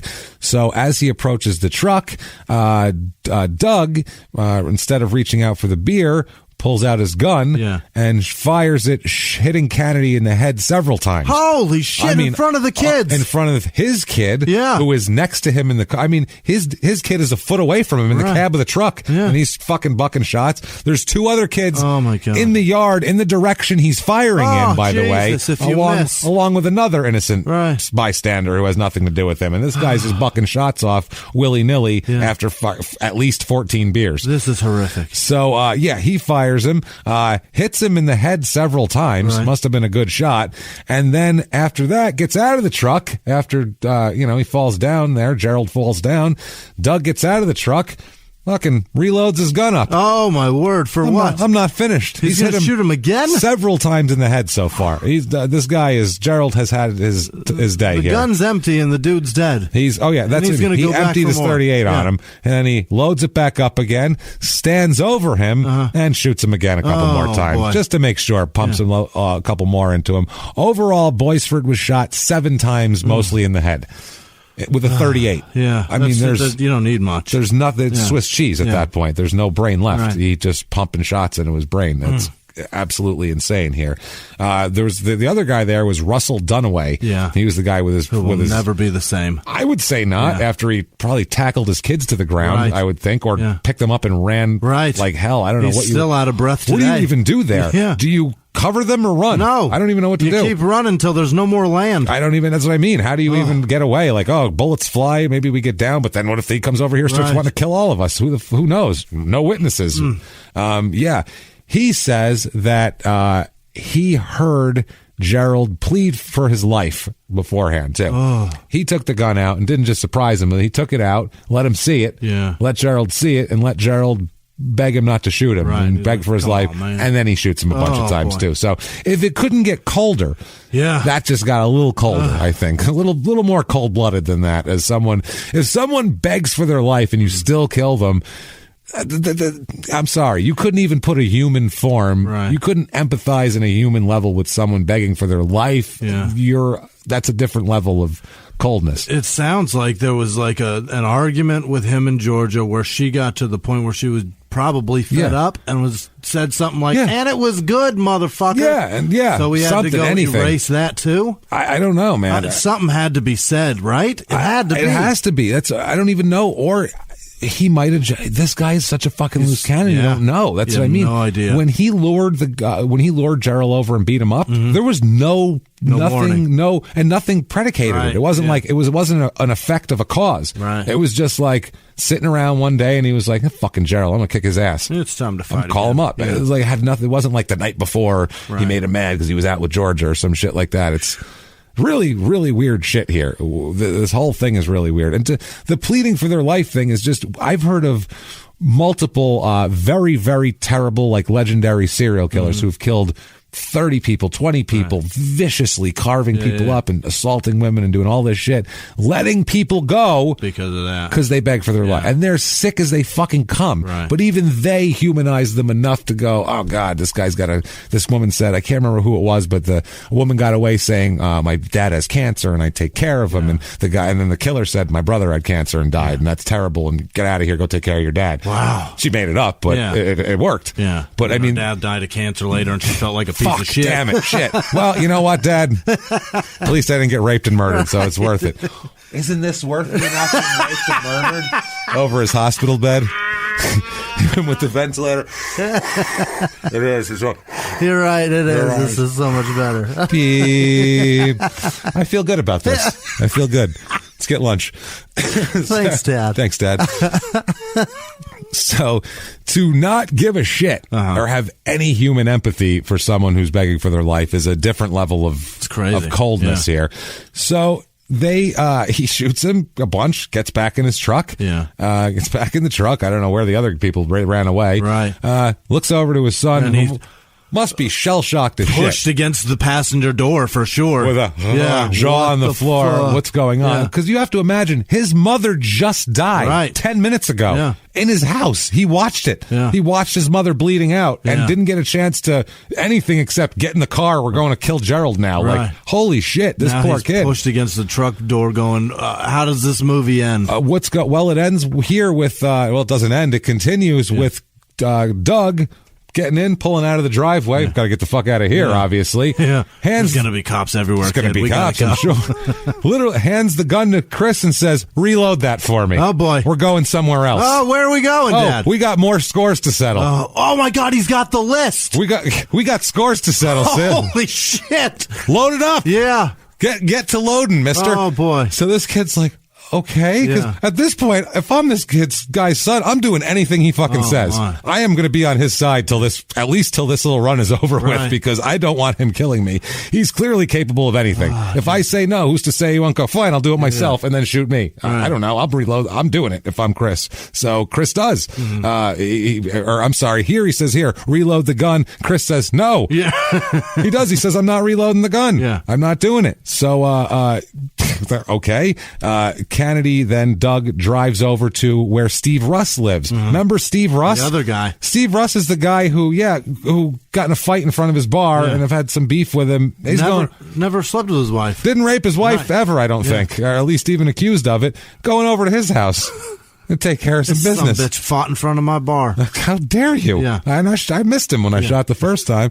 So during the trip, Doug tells him, look, we're going over to Steve Russ's house. I'm going to fucking kill him too for the shit he caused down at the bar. Wow. This is literally the reason he gives his kid.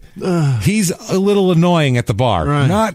He's banned. Right. I'm going to go to his house and murder him because he annoyed me. He's out of his mind at this point. There's like, did one, might as well do two, three. Fuck it. Who am I mad at? The point is, there's no solution here to this. Nope. This is just, now it's all fucked. Now it's fucked, yeah. Oh, boy. He's just going. Now he pulls up to the house. He pulls up to Russ's house. Russ is also outside. Yeah. And he tries the same ploy. He goes, got beers? Got a beer? Yeah. Why don't you bring me a beer? He's trying to lure him over to the truck. Russ didn't have any beer. He's like, I don't have any. And if he did, he was probably like, I'm staying away from you. There's gunplay involved with you. You're crazy. So he asked for a beer, and he said he didn't have any. So Doug gets out of the truck and just at once pulls his gun out and starts shooting at Russ. Russ goes, holy shit. He was standing in his front doorway. He runs back in his house. Away from the bullets. Doug chases after him through the open doorway, bucking shots through the house at him. Oh, my God. It's a chase now. It's a goddamn chase. So he's shooting him, running through the thing. He flees through the house. Doug chases after him, shooting again, missing again. Russ ends up busting out the back door through there and is able to escape with Doug chasing out behind him, shooting him as he's fucking running through people's yards down the street. Yeah. Just bucking shots off like they don't travel places and hit other things besides what you want them to hit. So does he run out of ammo eventually? Guy turns a corner and he can't find him anymore. So now he's on foot in a neighborhood. You're never going to get him. So Doug's like, well, I guess that's that then. So whatever. So he gets back in the truck with Chris. Chris is still in the truck. Yeah. Shell shocked again. Oh boy. So as they return home, though, what he doesn't realize is that a police car has been following at a pretty healthy distance behind him. They had heard what happened at the first house and then heard about more gunshots. Right. And then he's there. They assume it's him and they're following him at no guns in that county. At a safe let's distance. just wait until he runs out. Let's wait until he stops, basically, not until he's actively shooting, maybe is what it was. So they do that. They drive home. He just drives home with Chris. Not even we're escaping now. He's like, well, go home now, I guess. The game's on. Like, fuck it. Dinner's almost ready. What the hell? Weird as shit. So they go home. As they get home, he sees that the police are coming, and Doug puts the gun and the bullets under the truck seat because they'll never look there. I'm gonna hide these. never search my truck now. He doesn't watch Cops or Live PD. Not at all. It's like they never look under the seat. God, search my truck. Come on now. So before doing that, though, as he's putting the bullets and gun down there, he told Chris. He told him. Jesus, I'm spending too much time talking about Panhandle, Florida. He tells Chris that he knows he's going to prison. He goes, look, I know I'm going to prison, so I'm going to hide this gun, and so for whatever that's worth. So, Jesus Christ, man, they go home. I forgot to say this. There's another part to this. That's when they get home. Before they get home, that was the second time they got home. Yeah. They went home the first time after all the shootings and realized they didn't have a key. Oh. They didn't have a key. So they had to go down to Parsons? They had to go to where... What's it called? Penders. Penders. They had to go to the store, maybe Penders, not sure, where Angela, the daughter, works to get her key to get back in. So they go there, and then... Once they go there, that's when the police car spots them in town and follows them at a safe distance back, and he stuffs everything under his truck. I pray to Christ it was Penders. I wish it was Penders. I hope so. Just because it's the house key. It's amazing. Yeah. I don't have the house key. Do you have? I think they have one. They have it. It's a Penders. I'm telling you, man. It's one of them big old timey keys. It doesn't look like it'll fit. It's a skeleton key. It'll fit. Yeah, it's gonna fit. So, the cause of death for Georgia is a single bullet directly to the heart. Perfect. I mean. Couldn't have been more of a perfect deal there, causing internal bleeding and a very quick death. They said for her didn't take very long. Now Boisfort, they said, died slowly from 7 shots, which caused internal bleeding in his brain over the course of many minutes. They said. Oh no! So it took up to like 10 minutes for him to die there, which it's true. It's getting shot in the head doesn't necessarily mean... It doesn't guarantee it. It doesn't, and it's sad when you hear about people who... I know someone who killed himself, and it did not come quickly or easily. I know a guy that tried, and it did nothing but clean his eyes out. Yeah, I remember you telling me about that. Oh, boy. He succeeded, but it took a while, and it must have been awful, and it's horrible. So... Anyway, this obviously he's arrested for this. Yeah. Clearly, they asked, "What happened?" Dad's shooting everybody. That's what happened. Holy crap! Everybody without a gun, Dad's shooting them. He's just shooting at him. You armed? I hope so, because he's going to shoot at you otherwise. So they go to court, and the claims of he says 14 to 26 beers, and he's going to really rest his hat on that to try to say that he was so out of it, he had no idea what was going on, no control over his actions, and all of that. Except the only evidence of his beer consumption is his word. Right. Nobody watched him drink 26 beers. Right. Maybe Georgia did, but she's not talking. So even if he drank 26 beers, if he can function enough to drive a car, thank you. You are fucking damn sure culpable for your behavior and able to hit a man in the head with a bullet. Your hand's pretty steady, I think. Yeah. So. You know, and Doug's going to testify on his own behalf too. Really? And he doesn't mention exactly how much he drank, but he also talks about how he said he ate breakfast and drank coffee in addition to drinking beer. So there was food and coffee mixed in with the beer as well. So, whatever. Other stuff was in his stomach. He wasn't on an empty stomach.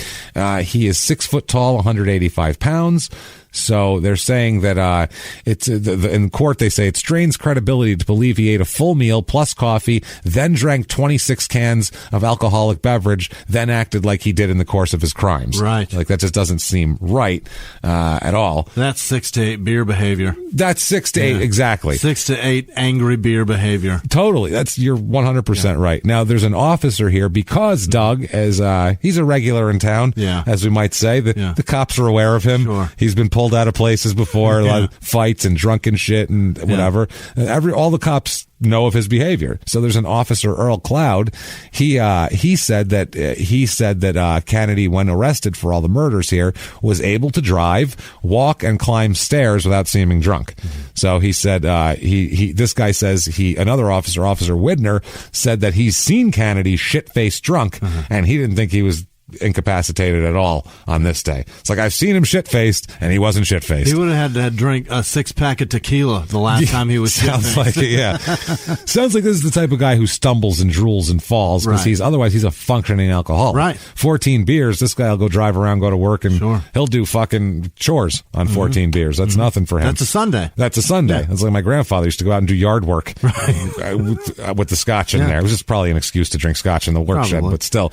My uncle drank 30 beers a night, a 30-pack a night, man. And that's just so much. It's so much volume. How much do you piss? That's my thing, is I don't understand how he gets that much inside him. That's crazy. Like, oh, I'm so full. The amount of liquid itself. How often is he pissing? I don't know. Probably his pants. Constantly. He died of it. I mean, he'd pass out underneath his fucking car working on it with like parts and oil and shit everywhere. Pull the thing out. You got to pull the creepy out. Oh, and his hands are just dangling with a socket wrench in his hands. Is he dead? Oh, no, he's drunk. No. His chest is moving. He's drunk. Okay. That's crazy.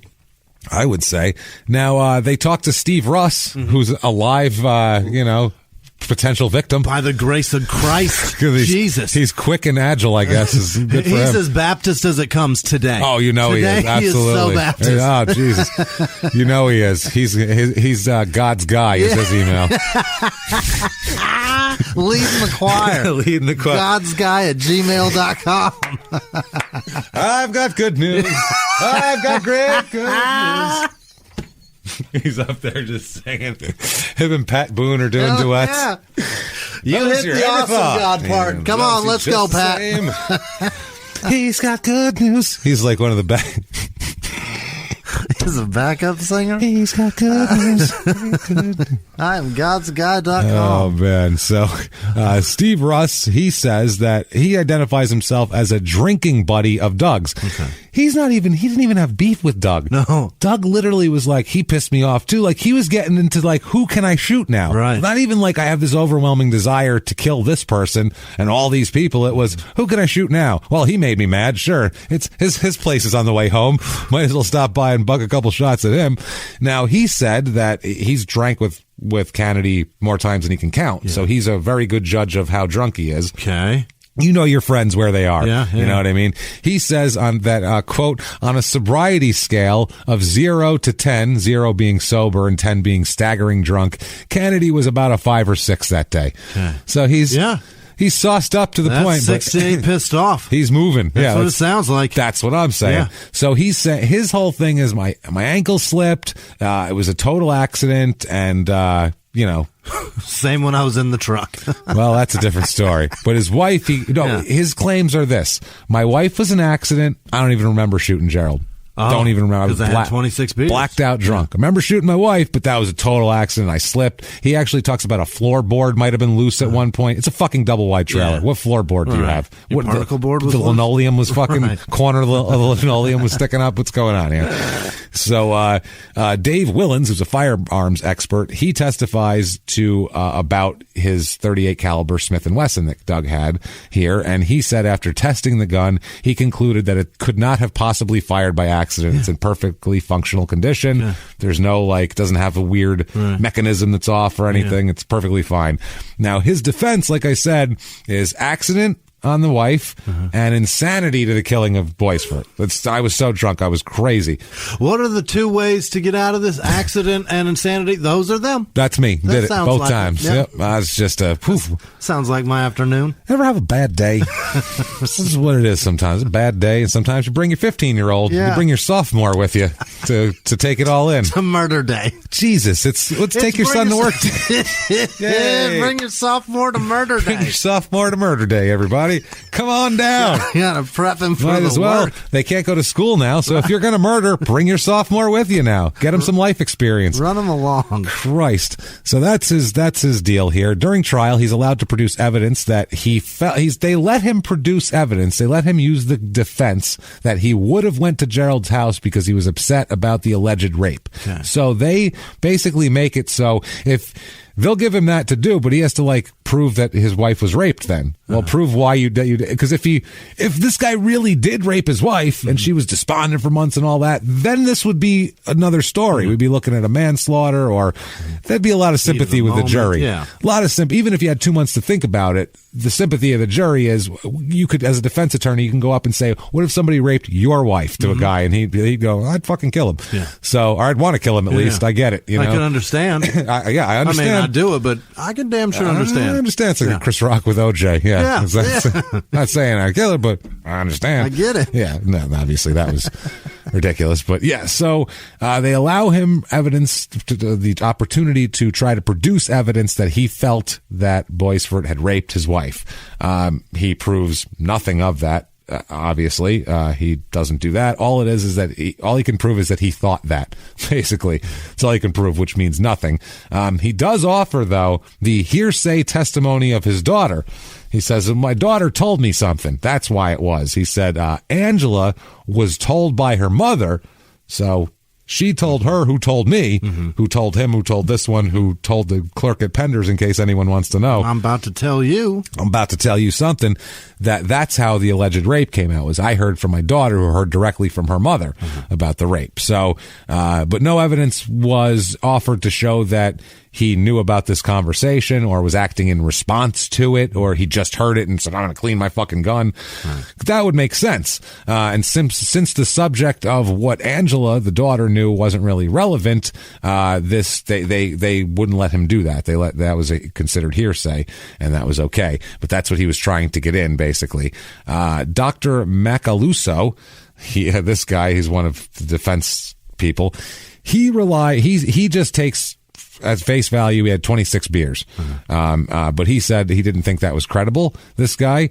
But and the court didn't find him credible because the judge said that one of the jurors later said they found his testimony evasive.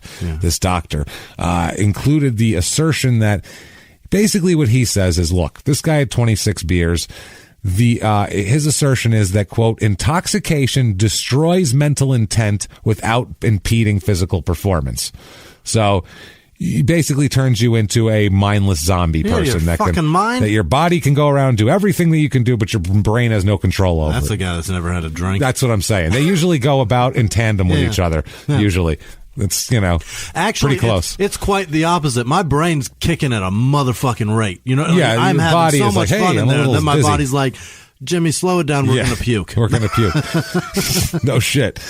He says, this doctor, he says that a motorist who drinks and drive is impaired because he's showing bad judgment. But if his blood alcohol level is below, at the time was the legal limit, 0.10, by the way, used to be the legal limit, he is not presumed to be physically impaired. So that's what he's saying. So he's showing bad judgment to drive, even though he's not impaired. What he's saying makes no fucking sense. None. He says, He said that Doug could divest himself of criminal intent without impairing motor skills or such non-criminal intent as going to a particular location, going to Angela's store to retrieve her key, or refusing to speak to the police, or hiding the gun under the seat, and all this shit. Basically, he could not have intent to do it, but his body could be going through the motions of all this stuff. Okay. Perfectly fine without his brain being attached to it. This is unbelievable. He was if he was stolen by pod people, this is what ends up happening. I mean, here. I've seen it, but I've also seen it where they're so drunk and they're going to the bathroom, like they're walking towards the bathroom in their head, but they're actually walking towards their child's room, and then they piss in the toy box instead of the toilet. That's what happens. I know a guy used to piss on his curtains all the time, and his wife used to yell at him for it. This guy's acting like you get drunk and blackout, and then you go right to the bathroom and piss in the toilet. That's not how that works. No, that's the thing. You think that's where you are. You in your brain. Right. Yeah, he could have went to a preschool and shot, indiscriminate amount of children, and just been like, I got Russ 13 times. A fucking Mickey Mouse stuffed animal, and thought, he said, I shot that Gerald son bitch a whole lot of times. Actually, you didn't. That would make sense. You got Mickey, and now Minnie is lonely. Yeah. Also here, the two other doctors said that they thought Doug was sane and competent during these murders, the state doctors. His doctor, the Macaluso guy, also says that Doug's brain has a atrophy. There's a ton of atrophy in his brain, so he's just fucked up. He's like a wrestler who's been hit with too many chair shots. He just can't, doesn't know what he's doing. Although the other doctors gave him CAT scans and an EEG, and they're all perfectly normal. So he just pulled the atrophy out of his astrophy. He just fucking made it up. Apparently, I don't know how you can tell brain atrophy when all of the ways they tell that say that he doesn't have brain atrophy. Exactly. So he just said he did. The defense calls lots lots of witnesses, and they all have a certain reason why. I'll run them down quick. They recall a deputy to testify, Deputy Baggett, to testify that Kennedy was a drinker.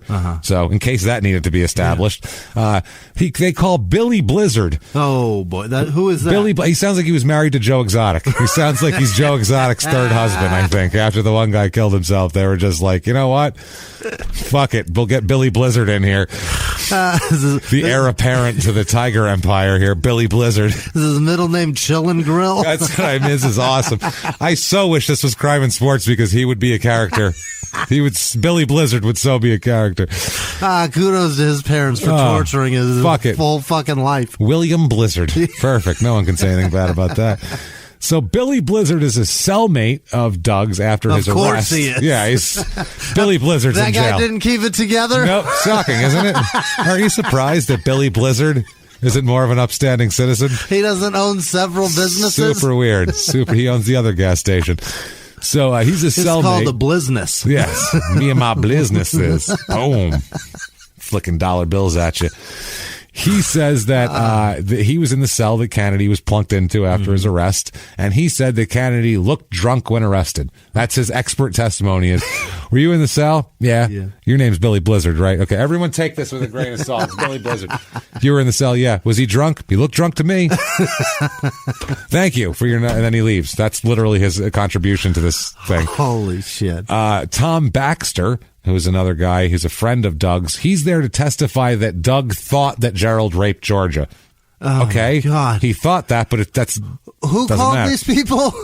The defense attorney. Unbelievable. Deputy Davis, another deputy to testify that Kennedy was a drinker. So he is a drunk, yes. The judge at some point had to just stop and go, jury, he's a fucking drunk. Everybody get that? He's a drunk. He loves to drink. That How many guy more saw witnesses? him drunk. It's over. Everyone knows he's drunk. Next to witness for whatever else you're trying to prove. Yeah. We get it. Also, George Kennedy, who's his brother, testifying to Doug's drinking and Doug's suspicion that Gerald had raped Georgia again. Another deputy to testify that Kennedy was drunk when booked. But he doesn't testify to that. That's what the defense wants out of him. Like, wasn't he drunk when you booked him? And he was like, I don't know. He seemed to be okay. He followed their instructions and shit like that. And they're like, but he was drunk, right? They're like, I don't know. Seemed fine to me. Yeah.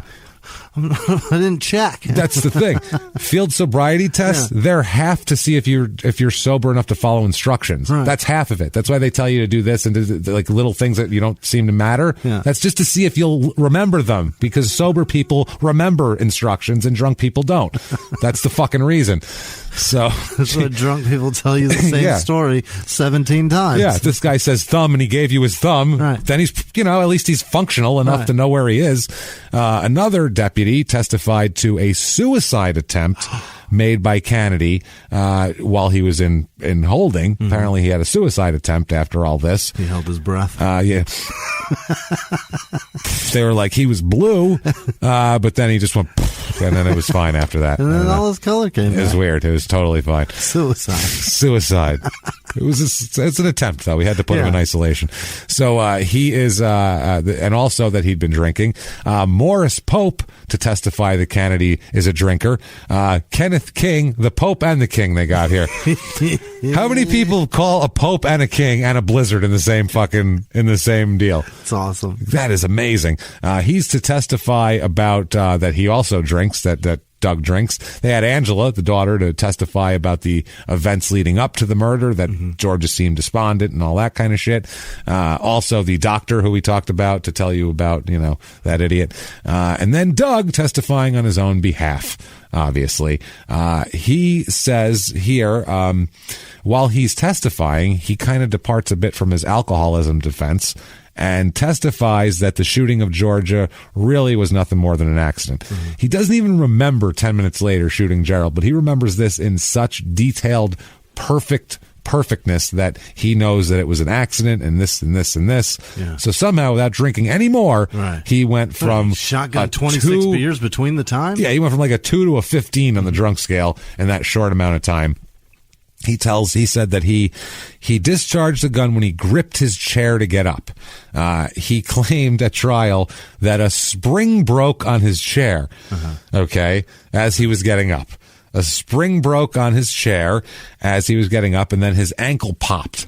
He heard like his ankle popped and it moved, and then his gun butt hit the arm of the chair. When his ankle popped, he like kind of put his hand down to grip himself, and the gun butt hit the arm of the chair, and he says maybe his finger was on the trigger at that point. I'm not sure, but it discharged a bullet that hit my wife fucking dead center in the heart. Lucky. It's a lucky shot. What do you want from me? He's like Joe Pesci in Goodfellas. I'm a good fucking shot. What do you want from me? I don't know. So that's his. When he shot Spider? Yeah. You shot him 6 times. I'm a good fucking shot. I don't know. It's not a good shot when you shoot somebody 6 times. He's fucking dead, Tommy. I'm a good shot. What do you want from me? Well, I ain't got no fucking lime. I got the fucking lime. Dig a fucking hole. First fucking hole I ever dug before. So that's a great line, considering how many times. You don't. Well, he said he's dead. He goes, well, I'm a good fucking shot. What do you want from me? I didn't hit him in the arm or anything. You hit him center mass 6 times. That's not a good shot. That's with a 45. With a 45. That's just a lot. You don't even really have to aim in that close of range. So he then also testifies that once his wife was shot, that he said his son Chris came into the room, and he said this is amazing, he comforted Chris, telling Chris that his mom's suffering was over now and it's going to be okay. That's real comforting. Right. Not comforting.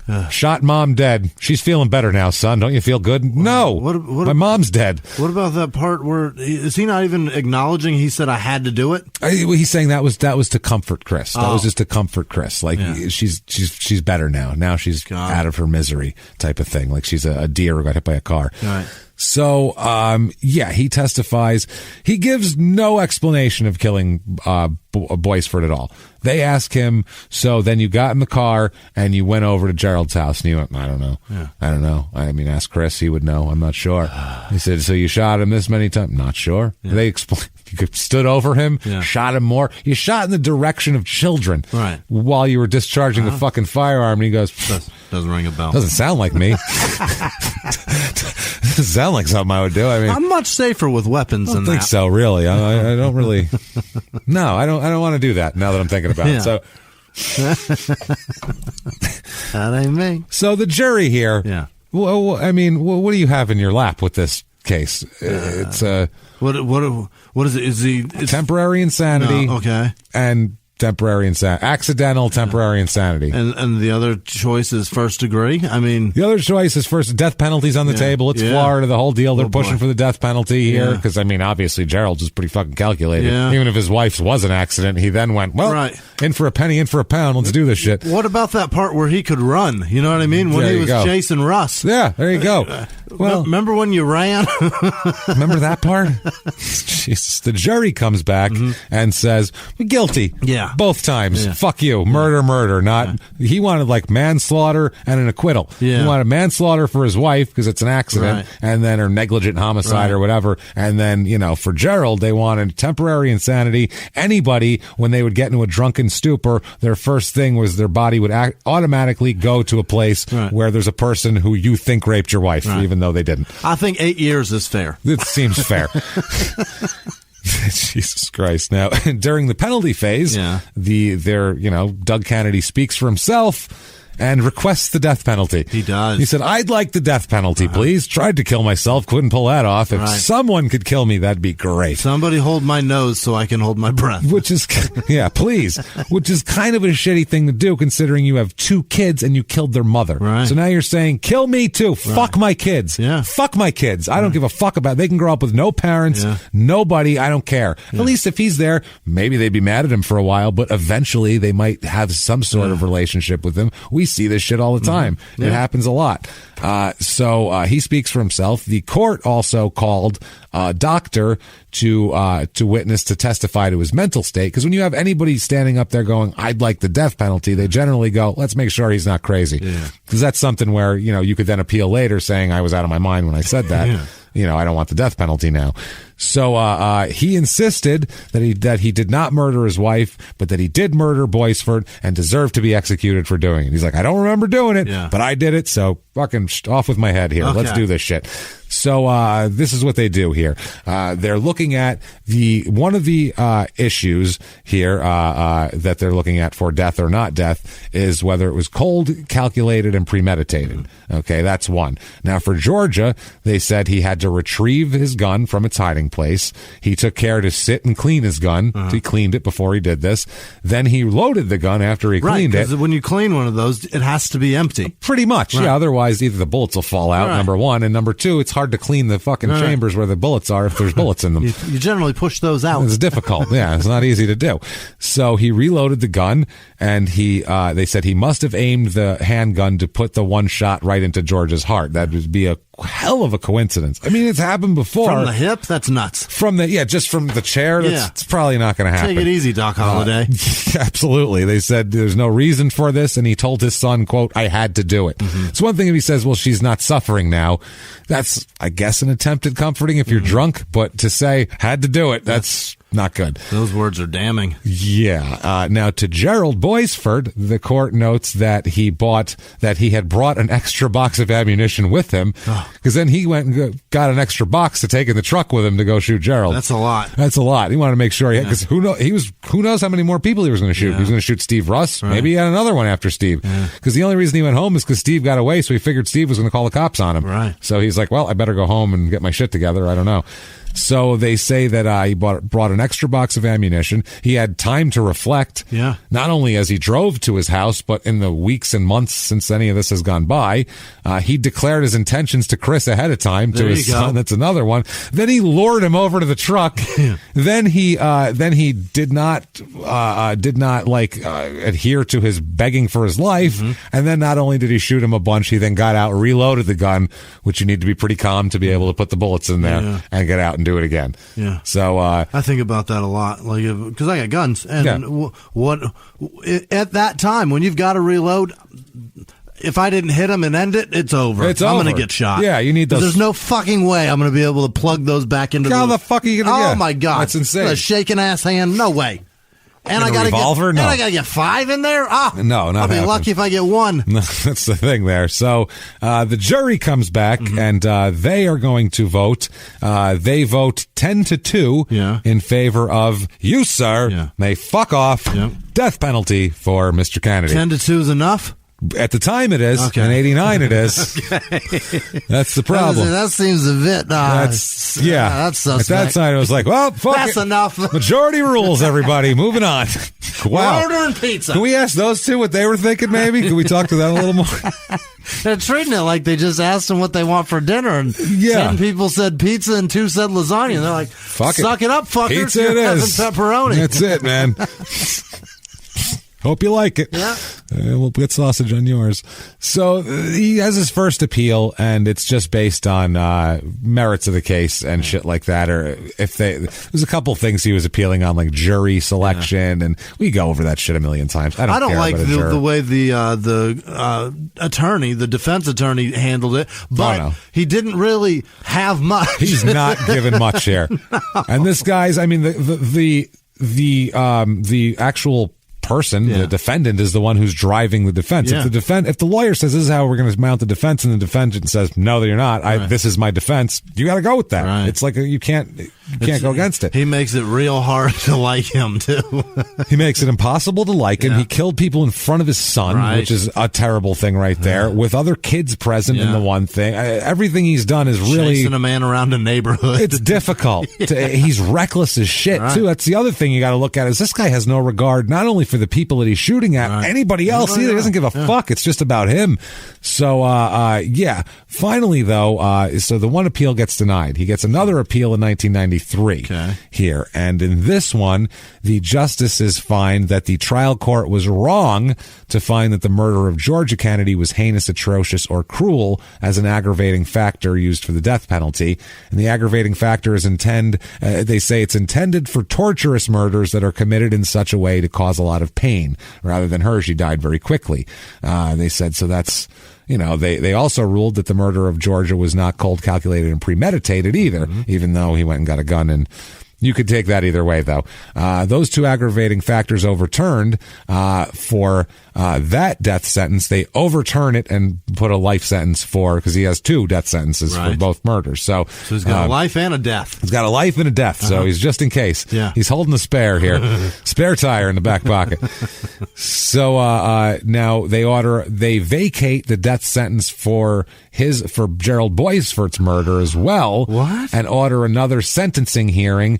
It rejected the aggravating factors as it did for Georgia, and the justices said her murder could be considered a prior violent felony conviction, and that could be used to justify the death penalty for the Boisfort thing. They're trying to do it that way. Got to redo it. Yeah. Turns out, though, anyway, it doesn't matter. They concurred that all 6 justices are up for getting rid of the death penalty for him and having a resentence. And on the resentencing, it has to be, the Supreme Court passed a law in between the time he was convicted of death and 93 that says that it has to be unanimous. Yeah. So that is also on the table. So he ends up being sentenced to life without parole. Okay. On the resentence. On everything. 2 life sentences without parole. Okay. And then there's like a firearms charge that he's got some bullshit too. Who the fuck knows. So he ends up going to prison in Florida, and he sits there from 1989 all the way up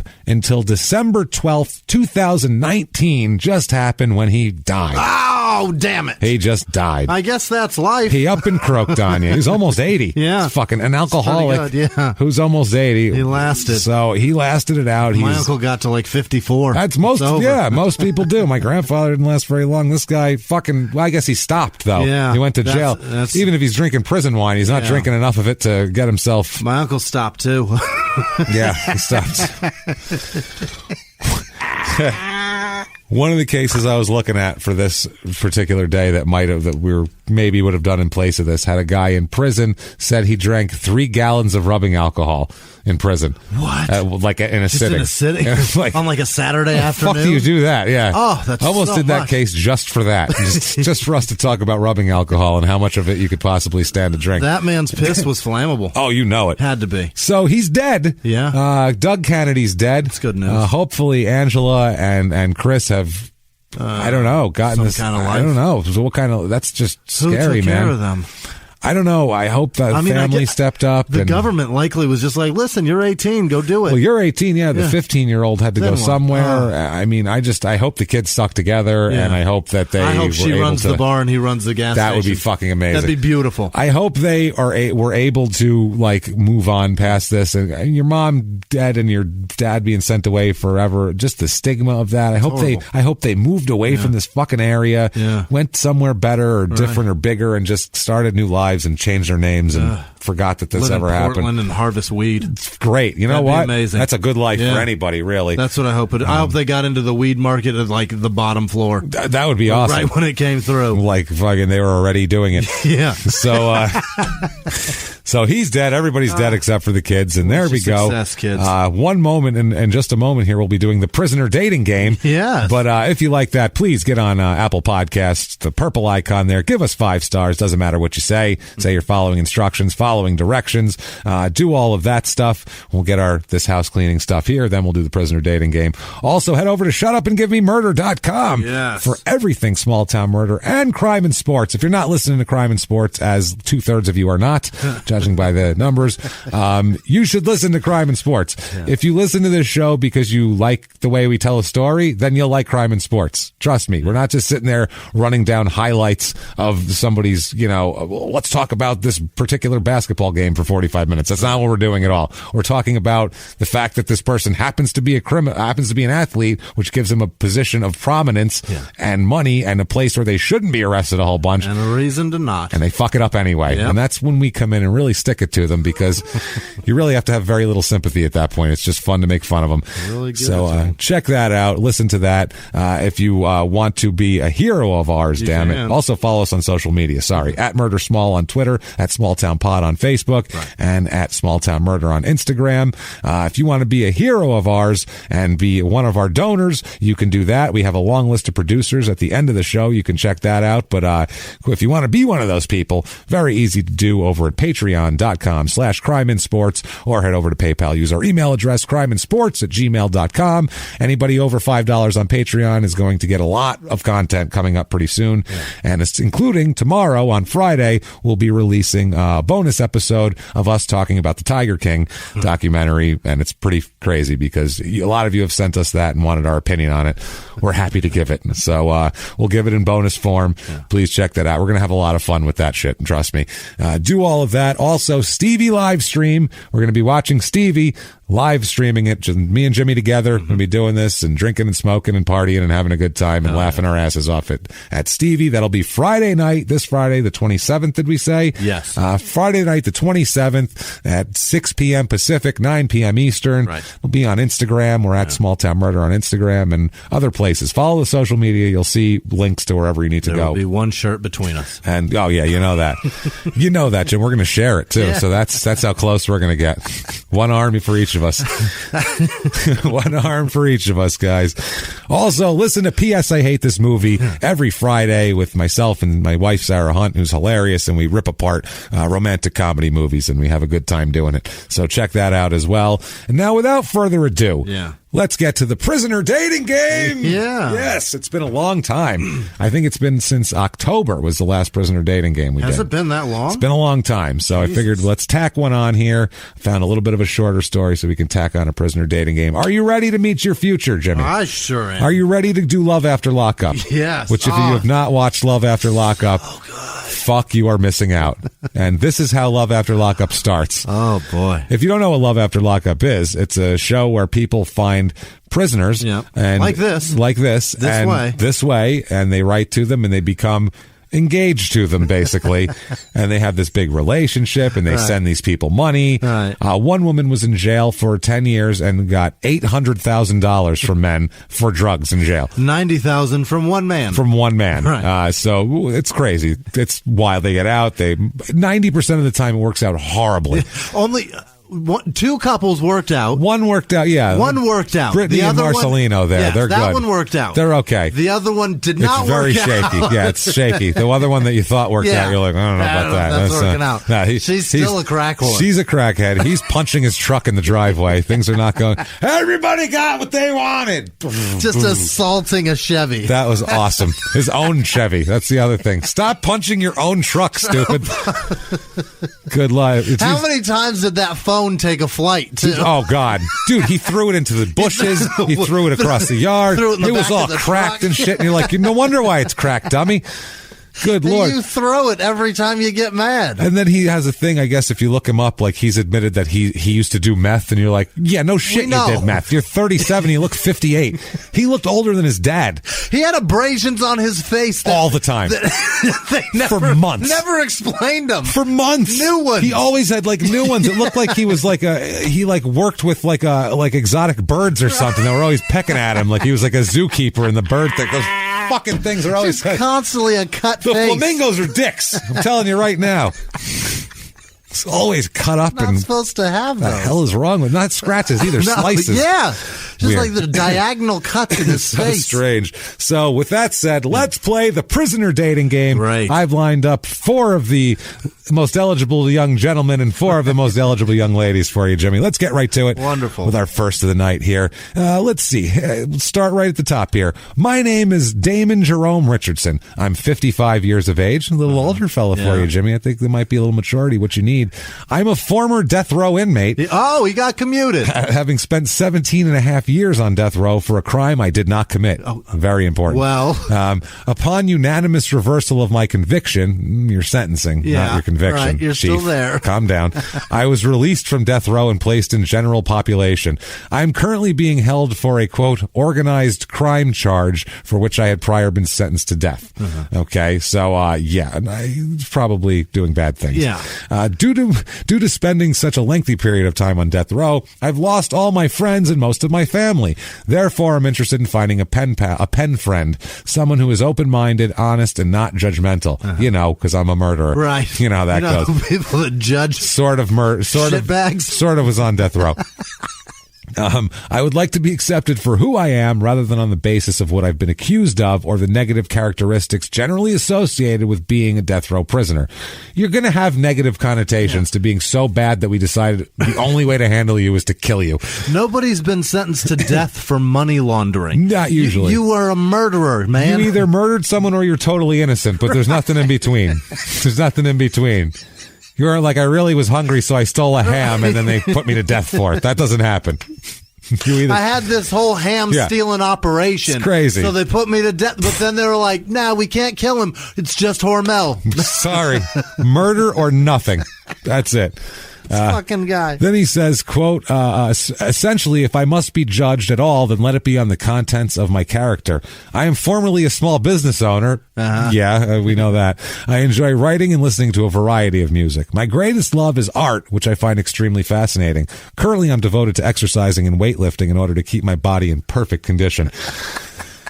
I prefer corresponding with someone who's 30 years of age or older. Hopefully I can find someone with a fondness for being close to nature. I like discussing politics, current and global events, like it matters to you, and matters that impact the future of humanity. Sincerely, Damon Jerome Richardson. He's very smart. He's very eloquent with words. He's good at this. And he knows you don't go after young girls because they're not sending you money. Young girls expect you to send them money. Yeah. If you find some 45-year-old woman who's lonely, somebody that reads books, as we've watched from all these reality shows, whether it be Love After Lockup or even 90 Day Fiance, or that's who's looking for the lonely. I'm getting worried I'm not going to, I'm going to be alone person. This is their middle-age crisis. Exactly. Now, he's a Sagittarius. He is, let's see here, brown eyes, black hair. He's single, multiracial, non-denominational religion. He's not looking to further his education. He is seeking legal help and prayer partners. So there's that. And let's see here. He is in for organized crime. That's all it says, organized crime, like Murder. he said. Up next, and we'll tell you what they did after we describe them. So that way you can choose like that. Up next is this guy, Jimmy. Hell yeah. He has a hair. Oh, boy. He has hair made of tattoos. His hairline is done with tattoos. And everywhere that there's not tattoos is bright pink skin. And he has tattoos under his eyes. Oh, he does. And here we go. Hi. Howdy. Hello. Are you sick of games and lies and from immature guys? He looks very mature, this man. I'll give him that here. Would you like someone who will respect you, value you, and put you first? Good news. I'm right here. And I ain't going anywhere. Did I mention that? I'm going to sit here for a while. Oh, my God. I know I'm not quite a GQ underwear model, but if you're a fan of kindness, loyalty, respect, and dedication, I'm the guy for you. I live life by this motto. The only person you should try to better than what? The only person you should try to be better than is the one you were yesterday. Yeah, it's tattooed on my face. Yeah, it's all on my hair here. I've been blessed with a great life with some awesome friends, but something is missing. You. And the outdoors. Jesus. I've been blessed with a great 25 to life. How long is he in for? Shit. I'd like to build a solid friendship with a woman who loves to laugh, loves to have fun, and has a bright, cheerful personality. You can email me at jpay.com, of course, or you can snail mail me at the address below. If you email me, leave your contact. Since I can't email you back, I'll always respond the same day I get your message. Go ahead and hit me up. You'll be glad you did. Oh, boy. He turned into a used car salesman. Come on down. What's his name? Come on down to Greg's Motors. You'll be glad you did. He's a Leo. Let's see here. Red hair, blue eyes. That's what he put? Oh, yeah. He's from Oklahoma. He's a Christian, single, and he's in for armed robbery. Oh, boy. So there's that. Up next. Oh, this is a good one here. Here he is. You can see, I won't give you his thing, but there's his face there. Again. Oh, my God. Why do they all have so many tattoos? A lot of facial tattoos. A lot of facial tattoos. A lot of shit above the shirt. Lots that can't be covered up. I'm a beautiful, amazing person. That's how he starts My it. mom said so. Beautiful, amazing person. But due to a couple terrible choices, I'm stuck in this dark, ugly place with little chance of getting out. So I'm looking for someone who can maybe brighten up my life a little. Maybe put a smile on my face and keep me positive. I hate to say I need someone, but I do. Maybe that someone could be you? Question mark? Yeah. Possibly? Please. Sure. I've robbed several banks. Oh, my God. This is his next sentence. Been in high-speed chase and killed a man. So interesting stories, I have plenty. Oh, my God. Oh, wow. Would you like to hear about the time I killed a man? Okay, we've done this a few times. We've never heard anybody try to use their crimes as a come-on before. They're usually like, hey, that's not me. That's just some shit I have. And he's like, I'll talk about it with you if you want. Want to hear what it's like to kill a motherfucker? I know. I'll tell you. Robbed a bank, got in a high-speed chase, killed a motherfucker. See what it's like to How was your Thursday? Want to see what it's like to see want to hear what it's like to see the light leave a man's eyes? Because I'll fucking tell you. I got that shit clocked. This fucking guy. This guy's amazing. He's balls in, though. He's going all out, man. He doesn't care. He doesn't give a shit anymore. He's just talking. He knows. He said little chance of getting... Fucking zero chance of me getting out. He said, I've loved, lost, and loved again. Yeah. So yes, I have feelings too. I play Scrabble and chess. I write poems, so my intellect is not lacking. I'm young, tattooed, and I stay in shape. My appearance is attractive. Okay. That's nice. Yeah, I guess minus the life sentence, I'm the total package. Then he puts smile in parentheses, like he's laughing. That's his LOL. He wrote it. Hit me up. Well, they don't give us emojis around here. They're dangerous. So you just have to put smile in parentheses. You give those hard eyes, motherfuckers. They'll be raping each other over that. He's a Virgo. Yeah. Here, he's 31 years old. He's from Dayton, Ohio. He is not interested in furthering his education. He is interested in legal help, but not interested in seeking any prayer partners at all. Here. Does this sound like I'm religious? I'll tell you a story of when I took a man's life. His soonest release date is never. Yeah. He's in for life, incarcerated for attempted murder, bank robbery, weapons under disability, and, murder. He's a bad man. He's a bad man, this guy. That is the worst guy I've ever heard of. Not a good guy at all. Not good. And next, our last fella of the night here. Here he is, Jimmy. What do you think of him right there? Oh, boy. Look at him. He's a little older. He's an older guy. Yeah. He's in jacked, though. He's jacked. He is. He starts out, ladies. Yeah. ... All right. Ladies, please allow me this. He's a fucking suave, this guy. Please allow me this opportunity to introduce myself.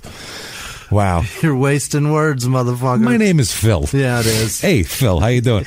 I'm an Italian-American who arrived in this country as a young boy. Oh, he's an actual from Italy. All right. Arrived in this country as a young boy. I communicate fluently in Italian as well as Spanish. Yeah, because if you speak one, they're the same fucking language. Trust me.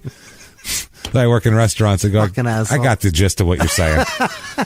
I don't know exactly what some of those connecting words were, but I know what the rest of it was. I know what table number you're talking about. Table number, pasta, I got it. I'll get it. Beautiful. I maintain a beautiful house in Italy near the romantic Amalfi Coast and have plans on returning there upon my release in a couple of years. I hope you enjoy traveling. I'm going to kidnap you to another country. I'm going to take you here and drown you right off the romantic Amalfi Coast. Okay. What the fuck is happening? Go on. I am a law school graduate, having had my own firm as a managing partner along with other attorneys.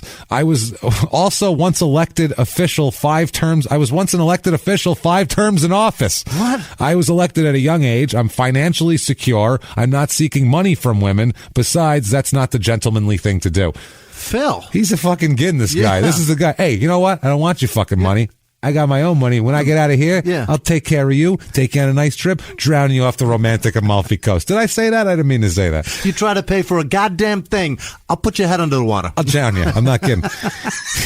I'm not kidding. Embarrass me in front of my friends. You sons of bitches.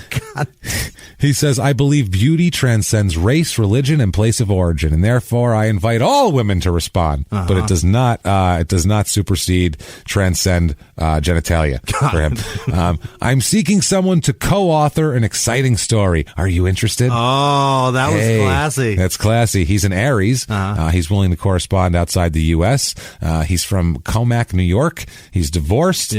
Christian, not interested in furthering education. He's got a law degree. Doesn't need to. He's not seeking legal help because he's a lawyer. He's got his own. On my own. And he's not seeking prayer partners at all. And he's looking for straight girls. That's all he's looking for. Let's see here. Where is he in for? Soonest release date. He could be released as soon as July 26, 2023. Oh. And his latest release date, though, is 2034. Oh, so okay. That can be rough. I got a feeling you're not leaving this country till 2034. This is your guy, right? Yeah. This is your guy so far? So far. Want to hear he's in for? Yeah. Sexual abuse of children. Oh, boy. Violation of public trust. Sounded like a real nice guy, didn't he? Sounded fun. Whoops. Hey.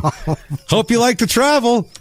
Bring the kiddies. I was thinking that maybe he got in trouble like lawyering or something. No, money laundering. Nope. Fucking kids. Scumbag. Doing something to him. God damn it. Not good. He's even staying in shape so he can wrestle him to the ground. And violation of public trust, which is probably, it might have been a client, something like that, because he was a lawyer. He might have, that's disturbing. Oh, that's so much. Let's move on to the ladies. Yes, they please. fuck kids less, We're so gonna it's run better. with guy number one. You're going with one? Yeah. Okay. Because he's never getting out. One? Okay, that's true. You can just have a nice... Safe. So, number one is Jimmy's choice there. That was Jerome. Damon. Yeah. Damon or Jerome? Damon Jerome Richardson. Yeah. So there you go, Jimmy. That's our guy. Nice black guy in Texas for you. That's going to work out. Here's the ladies. Here we go. Hi. Yeah. And you can take a look at her. I can't believe that guy fucks kids. Oh, he fucks kids. Yeah, I didn't believe that either. All right. She's nice. She looks... Hi, normal. Yeah. Hi, my name is Carrie. I am fun, loving, not fun-loving, loving. Loving. Have a great sense of humor, extremely loyal, and overall a very strong woman. I'm hoping to make a connection, whether it be a lifelong friend, lover, or even a potential boss. The fuck does that mean? You're going to hire her, I guess? This is how you're applying for jobs on writeaprisoner.com? Not the best way to do it. This isn't Monster.com. It's like LinkedIn, Monster, Craigslist sometimes, but I'm going to go with fucking writeaprisoner.com. Wow. You could use a cheap secretary. Yeah. Someone that is supportive and non-judgmental of my past. I enjoy camping, four-wheeling, and swimming at the lake. Yeah, Jimmy, this is your girl. That's my gal. I love anything to do with the outdoors. I choose to embrace the child within me. I listen to and love all kinds of music, from alt-rock to hip-hop, even classical. I enjoy writing, laughing, good cuisine, and animals. I am open and quite love learning new things. Anything that will help me succeed in bettering my life. This is a little about myself. I am more interested in hearing about you and your story.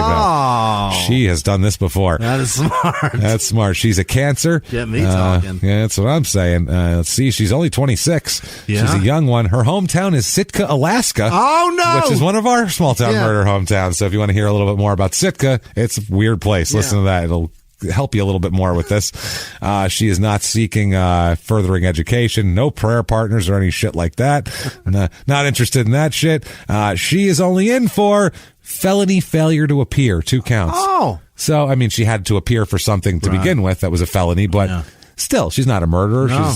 That's not bad. She's getting out. And she's getting out soon. Yeah. She is. She's getting out in 2 years, I think, here. Yeah, 2021. Felony did not appear. 2 felony years on failure that? to appear. 2 years on that? I don't know what she got That's in. a steep price to pay. It is steep. Yeah, we don't know what she was doing ahead of time, but maybe she's learned her lesson. Yeah. Here is number 2. Mm-hmm. That is a very close-up picture that she's doing boy. there. Hi. Yeah, hi. She's got short arms. Oh, yeah. Hold the camera very close. Selfie. Yeah, zoom it. My name is Tabitha. I'm 38 years old, and I'm from Columbus, Ohio. I'm 5'7" and 175 pounds. I have light brown hair and blue eyes with a curvy frame. I am very fun, bubbly, open-minded woman. Yeah, they're all fun. Yeah. Everyone's fun. You're in prison. How much fun can you be? If you're interested in writing a prisoner, that's your kind of fun. This is fun. We know what fun you are. Yeah. Yet serious when I need to be. Okay. All right. I enjoy laying on the beach, boating, fishing, movies, and I love trying new things. But they just cast a wide net. Yeah. That, like, what do rich guys like? Boating, fishing, traveling? Yeah, what's a man's man? A guy that's going to be interested in a prisoner, what kind of shit does he do? Yeah, what's his deal? Fishing, boating. Fishing, boating. He likes bubbly bitches. Bubbly and fun. Curvy. But serious when I need to be. If I need to be. You know what I mean. If I need to beat one of your kids, I will. Right. Family is one of the utmost importance to me. One of the, I think she meant to say is of the, and right. She put one in there. That's fine. She's in prison. She's from Ohio. And she's from Ohio. I have 3 wonderful daughters. I also believe education is very important. While incarcerated, I attended Sinclair's College for social work, and I plan on becoming a chemical dependency counselor once released. I'm very positive, open-minded person. You already said all that shit. Yeah. Said you're fun and bubbly and open. She said I'm fun, very fun, bubbly, open-minded. Now she says I'm open-minded and looking forward to meeting new, positive people who are also looking for the same. I'm currently single, but that could change if the right person came along or I get the right cellmate. Thank you for taking the time to read my profile. My bunky's hot. That's right. Sends up bigger fists are. If you're looking for a great friend, I would love. Sorry. I would love to. You were looking at me like you evil fuck. That's gross. I would love to hear from you. Until then, take care. About Tabitha, she's a Gemini. Look at that here. Not willing to talk to anyone outside the U.S. She needs someone close by here. She's non-denominational. Her earliest release date, I think it passed here because it was January of 2020 was her earliest release date. Latest release date's only 2022. Oh, so she could be out now. Our girl could be out very soon, and she is incarcerated for 2 counts of drug trafficking and theft. Okay. So, I mean, that could be, you could work with that. You could, I mean, I don't know. I got kids. I got kids, man. I can't have that shit around them. Can't be bringing these damn people around. Now, 2 more left here. Very interesting. Here's one there. As you can see, she's got a nice. Oh, she got some gray hair. No, that's like her picture. She's got it all like shadowed out. And she has a big tattoo that says Felix above her eye. All right. So that's helpful. She better explain who the fuck he is. No, her name's Brandy, so it's not her.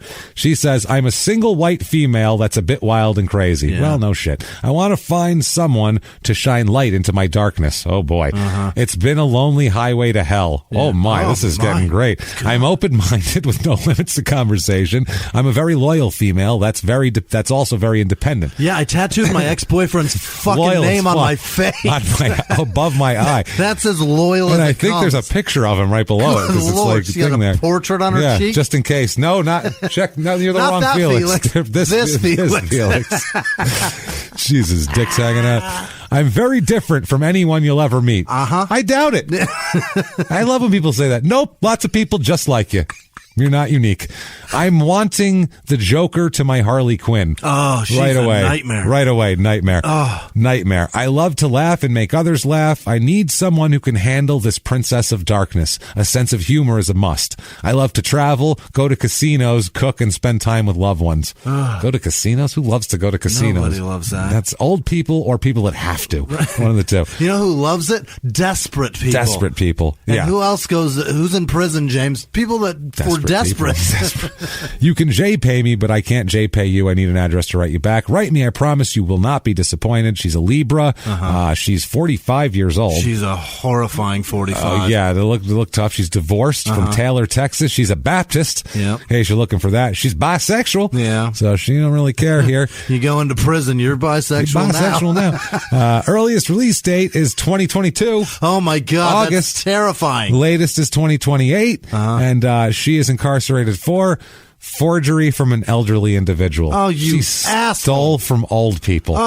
You dick. You are a fucking jerk. Next up, I saved this one for last, Jimmy, because I don't know why. I just have a feeling you're going to like her. Oh, yeah. You're your kind of girl. She looks like a girl that would wear a diaper and drive 4 states to be with you. Yeah, totally. Your kind of girl.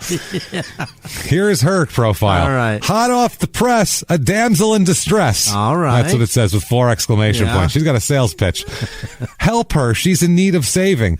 This hazel-eyed beauty goes by the name Felicia. Those close to her call her Fee. Okay, you can drop the third person, or not the first. We don't need a narrator. Drop it. Write it as yourself, Fee. She's a hopeless romantic and loves to give. Makes others smiles, and her favorite is laughing. Her heart is kind and gentle, but don't let it fool you. Her spice is hotter than a ghost pepper. Hell yeah. Oh, boy. I'm back on board. The best parts about her, Jimmy, is her smile and her long legs. Oh. Those eyes. Yeah. ... They will find your soul. Are you a hero? Please rescue her from this loneliness. Okay. Now, please rescue me from this tower surrounded by barbed wire and barking dogs. Yeah. And so I looked into her a little bit. Yeah. She's a Gemini. She's only 28 years old. 6'10", 2 days. Her birthday's 2 days off from mine, except in 1991. She's single, blah, blah, blah. Earliest release date. February 7th, 2041. What did you do, Fee? Latest release date, 2066. Holy shit. Said, holy shit, what the fuck did you do? Yeah. Second-degree murder is what she did. Oh, boy. So I looked it up and figured out who the fuck she was. Yeah. Turns out, down in Florida, that she was caught because there was people looking at a used white Chevy Malibu for sale, a car, and the problem is this car is where her and her boyfriend murdered a man, and then they drove to Florida to hang out at the beach and try to sell the car to get rid of it. What? That's what they did. So the police took the car off the market and found it. They found it in St. Petersburg Beach, Florida, with a for sale sign in the window. This was their evidence. So that they said, the Genesee County prosecutor said, we didn't want our evidence sold. This is from Flint, Michigan. So we bought it. So we just got it. So they believe that she was 17 at the time, by the way, when this was going on. Her boyfriend, Chris Neely, who was 19, and her, Felicia McCarty, who's 17, took the Malibu to Florida after killing a man named Herbert Nesbitt Biggs inside the car on the east side of Flint. They shot him in the car and then just pushed his body into the street and drove away. The car was seen leaving the scene of where his body was found, and witnesses told Flint Police that Neely and McCarty were involved. They drove all the way across the fucking country. Yep, they did. They drove from Michigan to Florida. The cops got word that they'd gone south there to St. Petersburg, and they went down there. Neely, they had a house down there. They found it outside a house. They put the house under surveillance, and then when the two came outside, they arrested them and impounded the Malibu. Brilliant. And so they said we'll get them back here one way or another. They're going to extradite them there. Warrants are for felony murder, conspiracy to commit felony murder, and use of a firearm during a felony. And McCarty is charged with carrying concealed weapon because she had the gun. It was hers. It was her. She was carrying it when they left. What an the asshole. house. So, what do you think, Jimmy? Oh my God! Which of those four? Maybe I run with Fee just because she sounds hot. She is hot. She's sweet. She has great words, and I'll never have to meet. You'll this never bitch. have to meet her. Never. But if you don't give her money, she'll ditch you in a week. Yeah, she won't have anything to do with you there. She'll be shacking up with the girl with Felix on her face. What about Tabitha, our drug trafficker, who loves to boat and fish and is curvy? What about her? I do like that, but I can't have her around my kids with all her drugs. How about Sitka, Alaska girl again? Remember her? I don't know. She wasn't that bad. She likes four-wheeling, swimming at the lake. I do like her. That's good, right? Those are good. She's a simple girl. Failure to appear. That's all it is. That's all it is. But what's a failure to appear for? That's the thing. What do you go with, Jimmy? Do you go with the early out and the failure to appear in a nicer thing? Or do you just say, fuck it, I'll go with the cold-blooded murderer and see what happens? That she is hot. 1 or 4, Jimmy. 1 or 4. You've eliminated 2 and 3. 1. Bachelorette number 1. Come on down. Let's actually meet. Oh, man. Now, what I want to do is hook Bachelorette number 1 and Bachelor number 1 up together to be Mr. and Mrs. Prison. How great would that be? Share a ramen noodles and a toilet whiskey. It's going to be romantic as shit. More toilet wine? Pouring it with a ladle. There you are.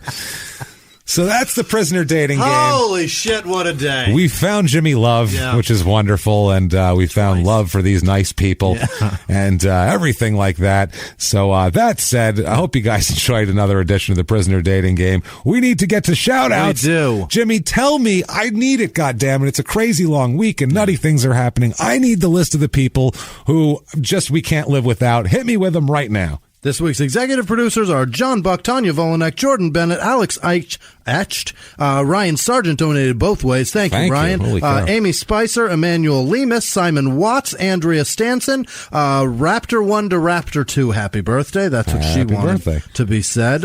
Shannon Russell, Melissa Turner, Stan Bromley, Madison Hughes, Fartbox, not Madison Hughes's Fartbox, but Madison Hughes and Fartbox. Those are two different people. Both of them? No, it's one thing if you get Madison Hughes, but when you get Fartbox and together, then you got something. David Baker, Jessica Smith, Wendy McGath's granddaughter turned 2, and Jason Christensen, who is so important to Jessica and their kiddo Joey. She's the one that was in the hospital. Oh, yeah. And then they have a son also. The 4 of them all listen to this. Wow, thank you so much for everything you guys do for us. Other producers this week are Thomas Smith, Matt Gary, Randy Zamore, Beth Castro, Michelle Pierce, Mike Jewell, Casey Campbell, Jenny Phillips, Patrick O'Kane, Hannah Kirk, Kendall Passmore, Kirsten Jewell, Philip Jensen, Amanda with no last name, Amy Schultz, Ryan Ming, Stephen Henry, George Danfield, no, that is Banfield, Gregory Desroker, Annette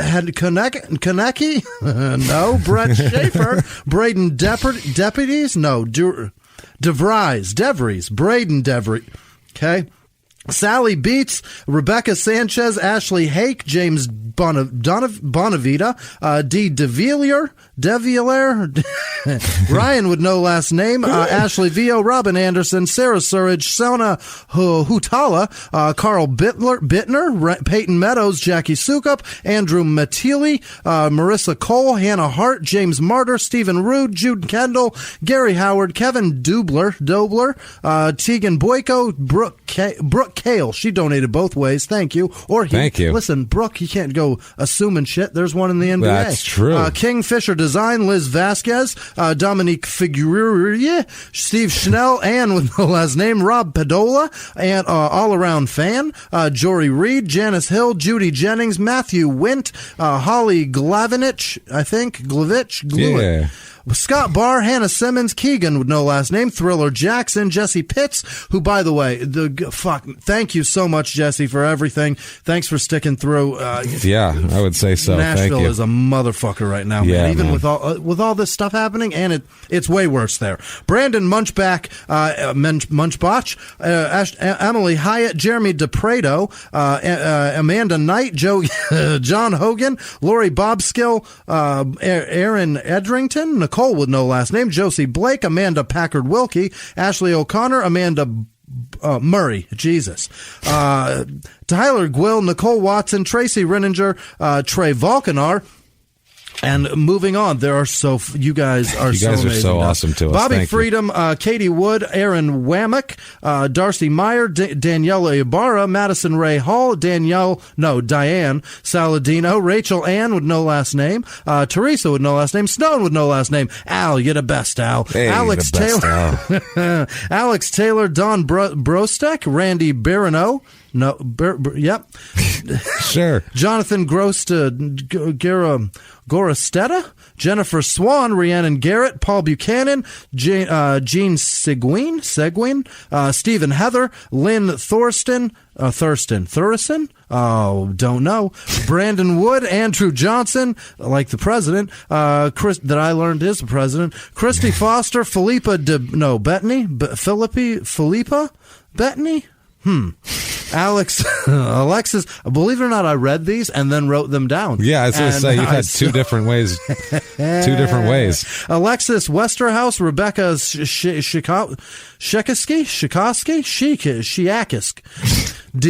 One of those. Damian Blomley, Wicked Counselor, Lindsay Glenn, Dwayne Lerman, Nicole Auld, Foo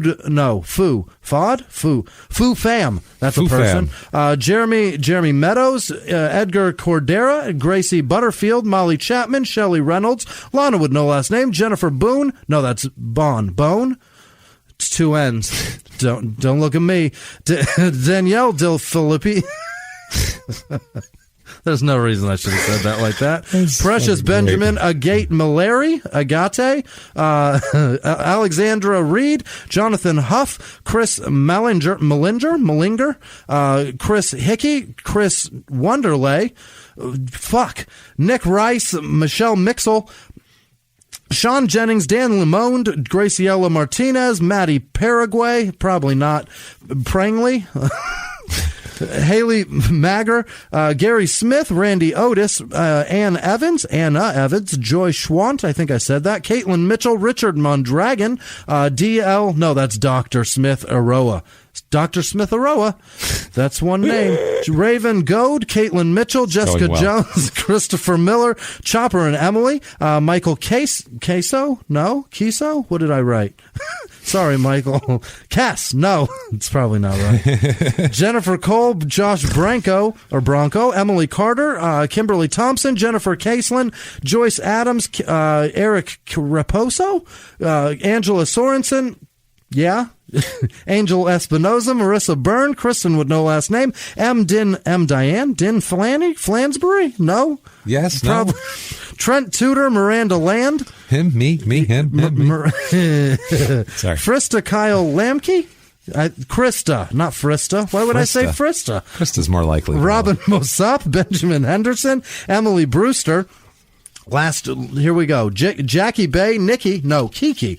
I think that's Kiki. Kikki? Yeah. Yeah, Kiki. Probably. Kiki. Emily Peters, Samantha, not Samantha. Hey, Samantha, how you doing? Samantha Wow, Bivens? poor Samantha. Coleman Raspity. No, Bassity. Cassidy? Oh, it's a C. Oh. Shannon Grimm, Megan Skinner, Zach Jeski, Ricky Spomanor. No, those are not close to each other. I don't know what I did. Emily Sullen, Stephen Beeston. God damn it. Reverend Doc John Carpesh. He's a reverend doctor. Amanda Bauerschmidt, Jennifer Bigelow, Jim Kirk, Evan Henderson, Sarah Catherine, Naila Crawford, Felicia Starr. I think my voice goes higher when I don't know. Yeah, Heather Carson, Jennifer Rogers, Gerstjavon Kempin. No. Robert Schwartz, Carrie Grocery. No, Gogarty. That's gross. Like Gogurt? Why? Yes, Gogarty. Please don't be Gogarty. Carrie Rose. Please don't. Mike Ingram, Casey Cruz, Joyce Ridzik, Sarah Wedley, Jordan with no last name, Annalise with no last name, Jessica with no last name, Anna with no last name, Josh Ortiz Fisher, Susan Bellamy, Kiva Hartfield, Lauren, what is this? With no last name. She would like a shout out, but she didn't give a last name. Lauren! She was wondering, how do I get my name in there, as she donated, Lauren. And then didn't give us a last name. Lauren. We've said it. Hey. Hi, Lauren. Michael Leffley, Jonathan Barber, Joanne Gilbert, Michael Duarte, Andy Smith, Jenny O, like the meat, Stephanie Garrison, Troy Lindsay, Ashley Dridgenberg, Brett with no last name, Eileen Ocachella, Jamie London, Brett with no last name, James Markham, William Carsey, I said that, Carlos Calwood, I don't know what that is. Aaron Bluey, Michael Chumley, Robin with no last name, Shannon Kenny Jennett with no last name, Kevin Van Dorn or Dern, Danny Cave, Devon or Devon Stewart. Something. Listen, I had two friends I've had Devons and Devons. Yeah, there was a black kid and a white kid in the same class. One named Devon, one named Devon, and I always fucked it up. I could tell you which is which, probably. I always mixed up. I'd be like, Devin. He's like, come on, man. I was going to say.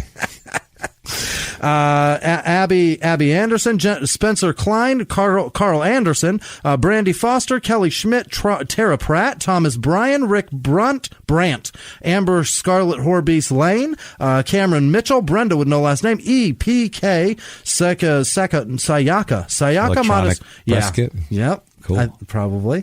Sayaka Matusara. Sweet. Matsukawa. That's it. Awesome. Just slow down, Whisman. Christina Cobb, I think. Josh Puckerbrush. Kimberly with no last name. Barbara Miller. Jen Harrington. Colt or K-A-L?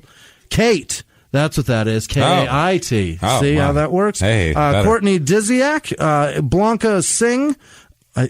Morgan Rocky, Austin Van Vleck, Sarah Felix, Ryan Felice Stewart, Joanna Dennis, and home stretch. My goodness. Here we go. You ready? I'm going to do this really fast. Sarah Wedley, Mark with no last name, Kevin Koch, Eric with no last name, Jesse Johnson, Abby Anderson, Morgan Morrison, Ben Richards, Kristen Dion, Joey Piver, Nigodek, Michaela Smith, Erica Green, Nina Rosenfeld, Blackbird Tango, Ashlyn Dunalaga, Nikki Clark, Kathy Williams, Jackie Paulson, Sarah, no, that's Jason, Olseth, Daniela Ibarra, Lee Furlonger, Jeff Bowman, Megan Reba, Hope Rodriguez, Beth Grievenstein Flores, no, Natalie Meyer, Lorraine Cowell, no, Gene Ramsey, Adrian Jackson, Jonathan Clemens, Julie Miller, Stacey Elms, Meredith Miller, Beth Dester, Kelsey Neal, Diane Hazeltine's, it's Dylan Hazeltine's birthday. Happy birthday, happy Dylan. Birthday. That I called Diane. Ryan O'Connor, Chelsea Acamano, Chad Roberts, Penny Boyce, Christy Cottrell, Kim Blevins, and Drake. Thank you both. CGB, Donald O'Ryan, Christina Smith, Christy Knudsen, Michael Bollinger, Bethany Whitaker, Beth Dester, I said that already, Reed Polk, Courtney Zagicki, Sean Fury, Aaron with no last name, Ryan Stafford, Renee, that's an R, Renee McLeod, Edward Danielle Smith, sorry. Yeah, there you go. Matt Newberg, Philip DeFlutal, Adrian Tobias, Susie Egan, Blair Dunham, Rudolph Glold, Rachel Schultz, Tor Skoklo, Tor Skavarka, Corinne Krause, Patrick Sharp, Zoe Bednasak, Aaron Clancy, Dana Stairs, and Tinas Yo. You guys, and all of our goddamn Patreon supporters, you guys are amazing, especially the ones that I don't know what the name is. And I have to add this on to the shout-outs. You've heard Jimmy read. Yeah. We've had a lot of people say, for a bonus episode, you should do a thing where you guys switch places. That'd be really fun. You don't want that. I get what you're saying. I get that would be funny. Some allure. We have, one time Jimmy was going to be, I said, you read the copy for this ad, and it's a 1.5-minute ad, and it took him 7 minutes. to get it right. And it was never all the way through. It wasn't like he got it in one take in 7 minutes. He finally got all the words out in 7 minutes. No, it's just not going to happen. It'll take us a week to record this. Thank you, everybody. Honestly, thank you. We know shit is crazy right now, and things are tight for people, and we get it. We're, as you see, live shows falling like dominoes. We're bleeding also. We understand it. We get your pain. Thank you guys for guys. Some of you guys have just said, you know what, I'm going to give them extra, and that's crazy. We just can't thank you enough just for even thinking of us at all. Thank you so much. That's kind of why we're doing the Stevie thing. We just want to say thank you and just give back to everybody, our whole audience, anybody who wants to watch it. If you don't give a shit, you don't give a shit. But anybody we understand. Anybody who wants to watch it and see us lose our minds laughing at rednecks. And it's on Amazon Prime. So if you have Amazon, Prime. You can watch along with us. Yeah, you can watch along with us. We'll tell you when to cue it up, and we'll all watch it together. So when the moments are happening as they're happening and everything. So we'll have to tell Jimmy to pee ahead of time, because otherwise he'll have to pee 14 times. I may have to get up in the middle of it. It'll happen. And that'll be fine. I'm allowed. It won't be the end of the world. Then I'll talk shit about you while you're gone. You won't even know. It'll be perfect. There's no replay. No. So, thank you guys for everything you do for us. Jimmy, what if they wanted to say anything to you? Thank you. You picked the wrong prisoner. Anything like that. How could they do it? You can find me at Whisman Sucks. WHISMAN Sucks on Twitter, Instagram, and Facebook, but it's gone. So that's all we're full on there. And the mayor of Danbury, Connecticut. Thank you so much for recommending us. That was very, very kind of you. Mark Boughton is his name. Awesome. Or is it Bofton? It's Bougton. That could be Boff or Boughton or Boughton. I'm not sure. Vote for him, though. He's fucking great. Vote. And I've heard move to Danbury and vote for him. Amazing man too. That's what I'm told. So I don't know him personally. That's just what I'm told. Let's take it. Also, I just want to say, Sarah out there from 90 Day Fiance, our friend, quickest recovery to you, please. stay in there and stand strong. Hang in there. We're all rooting for you over here. So, hang in there. And that said, where can they find you? You can find me at Jimmy P is Funny, or just copy and paste my last name, my first and last name from the show description, and look me up that way. And you can find me, and we'll do that. And you can all look me up on Instagram tomorrow, because I'll have to do it because of this stupid goddamn stream shit. So we'll do that. We'll run it off the show's page, but that's all technical. You don't need to know that. That's fine. We'll get through it. We'll get through it. Until next week, everybody. It's been our pleasure. Bye.